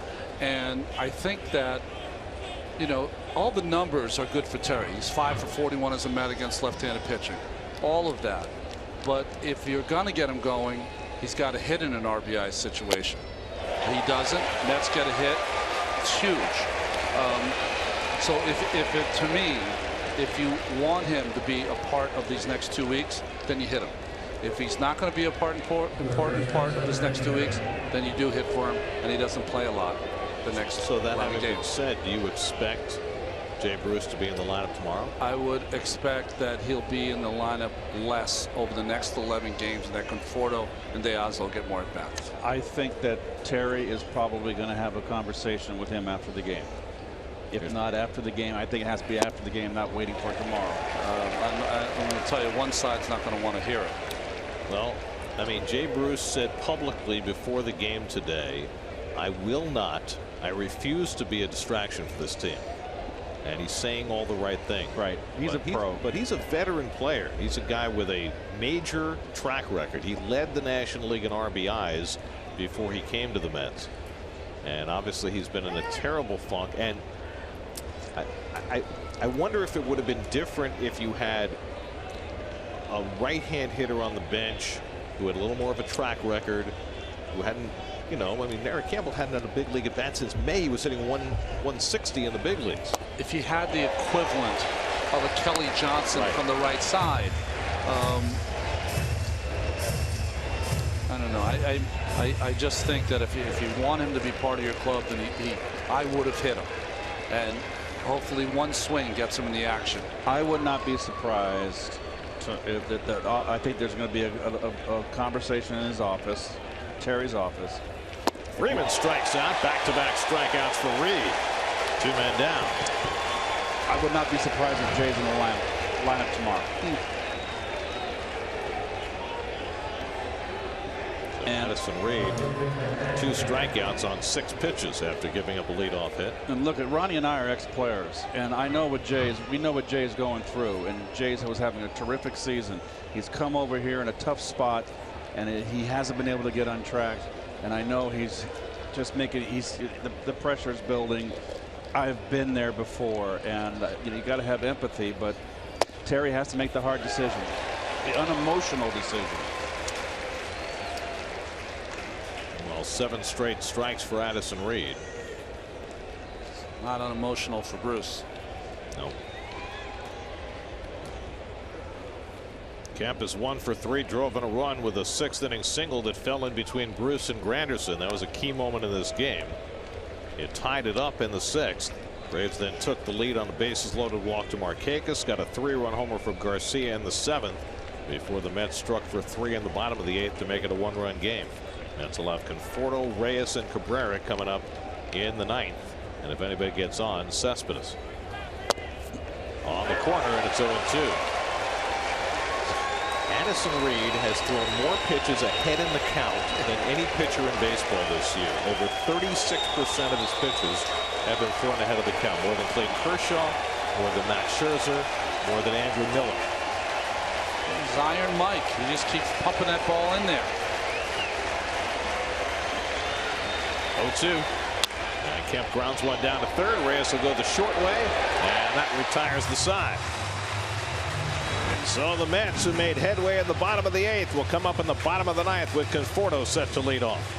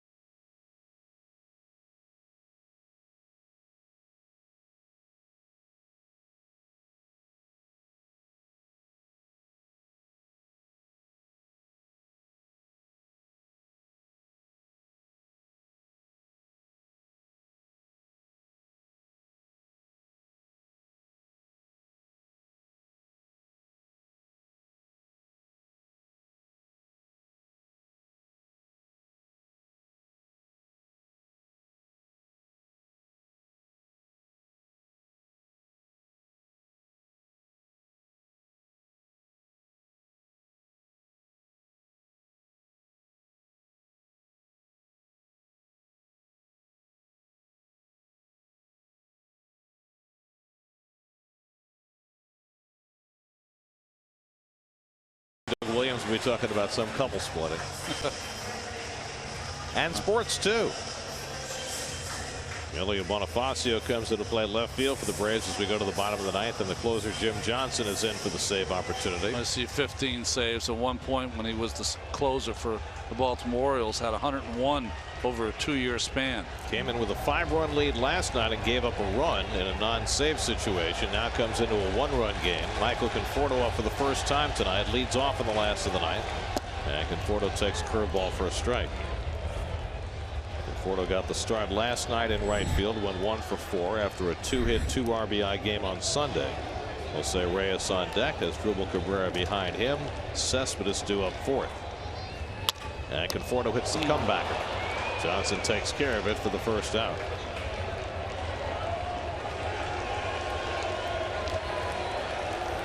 Now Jose Reyes. He scored the first Med run after tripling in the third inning. 1 for 4 on the night. The Mets in this ninth inning are trying to do something they have not done a single time this year. The Mets have not won a game where they've trailed after 8 innings. 0-62 when they trail after 8. Freeman, both corners in on Reyes, guarding the line. Not so much Garcia at third base. I'd tuck that line a little closer.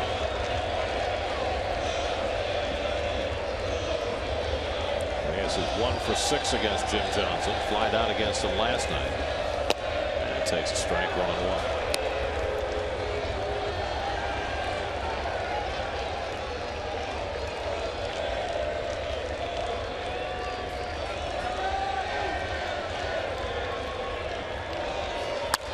Slash foul. 1-2. Cardinals now have an 8-2 lead in the 5th inning at Coors Field. Giants and Dodgers no score in the second. Those two teams both started the night a game behind the Mets. And Reyes takes a curveball at his feet. 2-2.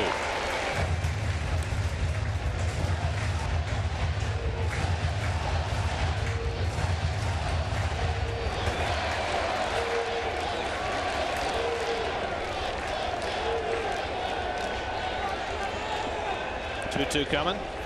And Reyes takes it on the inside corner. Strike 3 call. That is a nasty up and in fastball, Ronnie. Especially when you didn't see it the entire at bat. A lot of breaking balls, cutters away, 4-seamers, and then brings that ball back over the plate. That's got the corner and it's not high. That's just a big league pitch right there. 95 on the black. And now the Mets are down to their final out. It's in the hands of Asdrubal Cabrera, who has been on base 4 straight times. Single, double, 2 walks. He's driven in a run. He's scored a run. Trying to get Cespedes to the plate. And he hits one foul.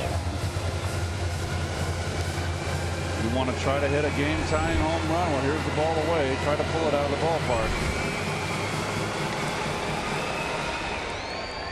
How about a bloop and a blast? That works.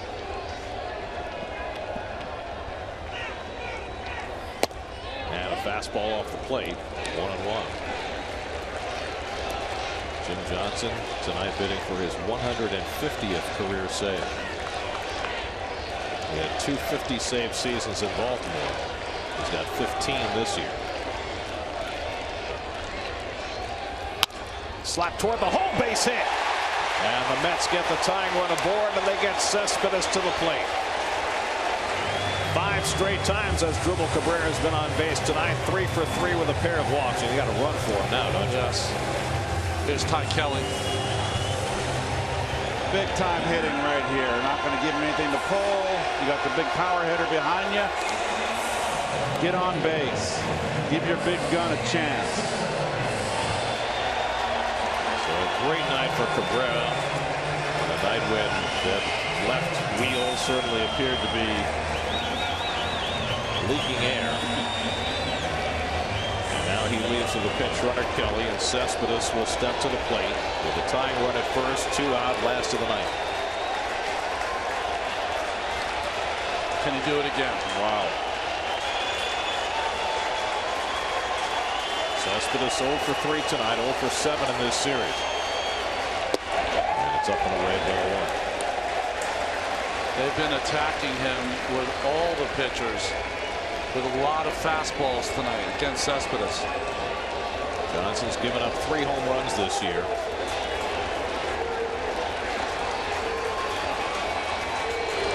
And he keeps it away from Cespedes. 2-0. Curtis Granderson standing on deck.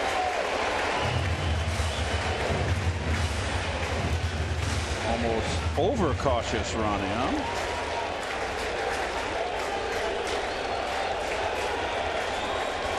Kelly carrying the tying run at first with 2 out. And there's a strike, 2-1.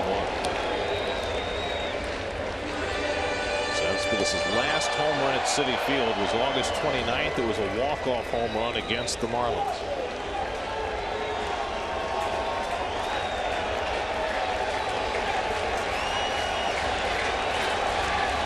Takes his big cut, goes down in the batter's box.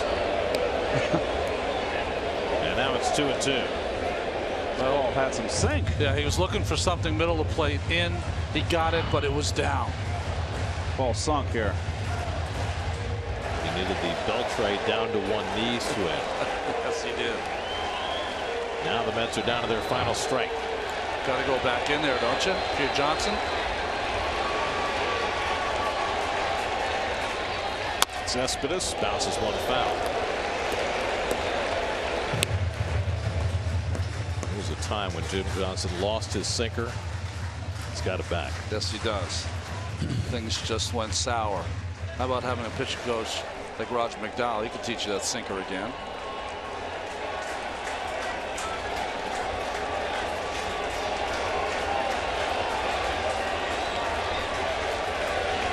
Again, the 2-2. Cespedes strikes out on the curveball, and the Braves hang on to win it. Johnson strikes out 2 in the 9th, and the Braves survive a 3-run 8th inning for the Mets. And the Braves have taken the first 2 of this series, and they've beaten the Mets 5 straight times now at Citi Field. Well, just a knee buckler. Curveball, 12-2, late swing from Cespedes, but something we don't see very often. Completely full. You got that. Dropped a hammer on him after all those fastballs. Oh my goodness. You'd never see Cespedes look that bad and that fooled. Adonis Garcia's 3-run homer proves to be the big blow as the Braves, playing spoiler, have taken the first 2 of this series from the Mets. The game summary presented by Verizon. Julio Teheran went 7 innings, allowed a run on 5 hits. He gets his 6th victory of the season as he shut down the Mets again. Mets rallied against the Braves bullpen, but they come up short as Johnson gets the save. And the Braves win at 5-4. Tonight's starters brought to you by People's United Bank. Robert Gesellman shut the Braves out for the first 5, got charged with 2 in the 6th, and that was enough to beat him tonight for his 2nd major league loss. SNY Super Slow Motion is brought to you by your Mercedes-Benz Tri-State dealers. Mercedes-Benz, the best or nothing. New York Mets baseball on SNY is brought to you by Infinity. Visit your local Infinity retailer for a test drive today. By Astoria Bank, the difference is wanting to make a difference. Visit AstoriaBank.com. By Cadillac, visit TriStateCadillac.com for exceptional offers. By Tito's Handmade Vodka, America's original craft vodka. Visit us at Tito'sVodka.com. And by the Better Network Verizon, better matters. Final score tonight, the Braves 5, the Mets 4. Final game of the series tomorrow, and Bartolo Colon will be looking to salvage the finale for the Mets against young Ryan Weber, making just his 2nd start of the year. Our coverage begins at 6 o'clock tomorrow night right here on SNY. Tough loss for the Mets tonight. Now for Ron Darling, Keith Hernandez, Steve Gelbs, and our entire SNY crew, I'm Gary Cohen at Citi Field. Time for WB Mason post-game live. Let's join Gary Apple and Nelson Figueroa in the studio, guys.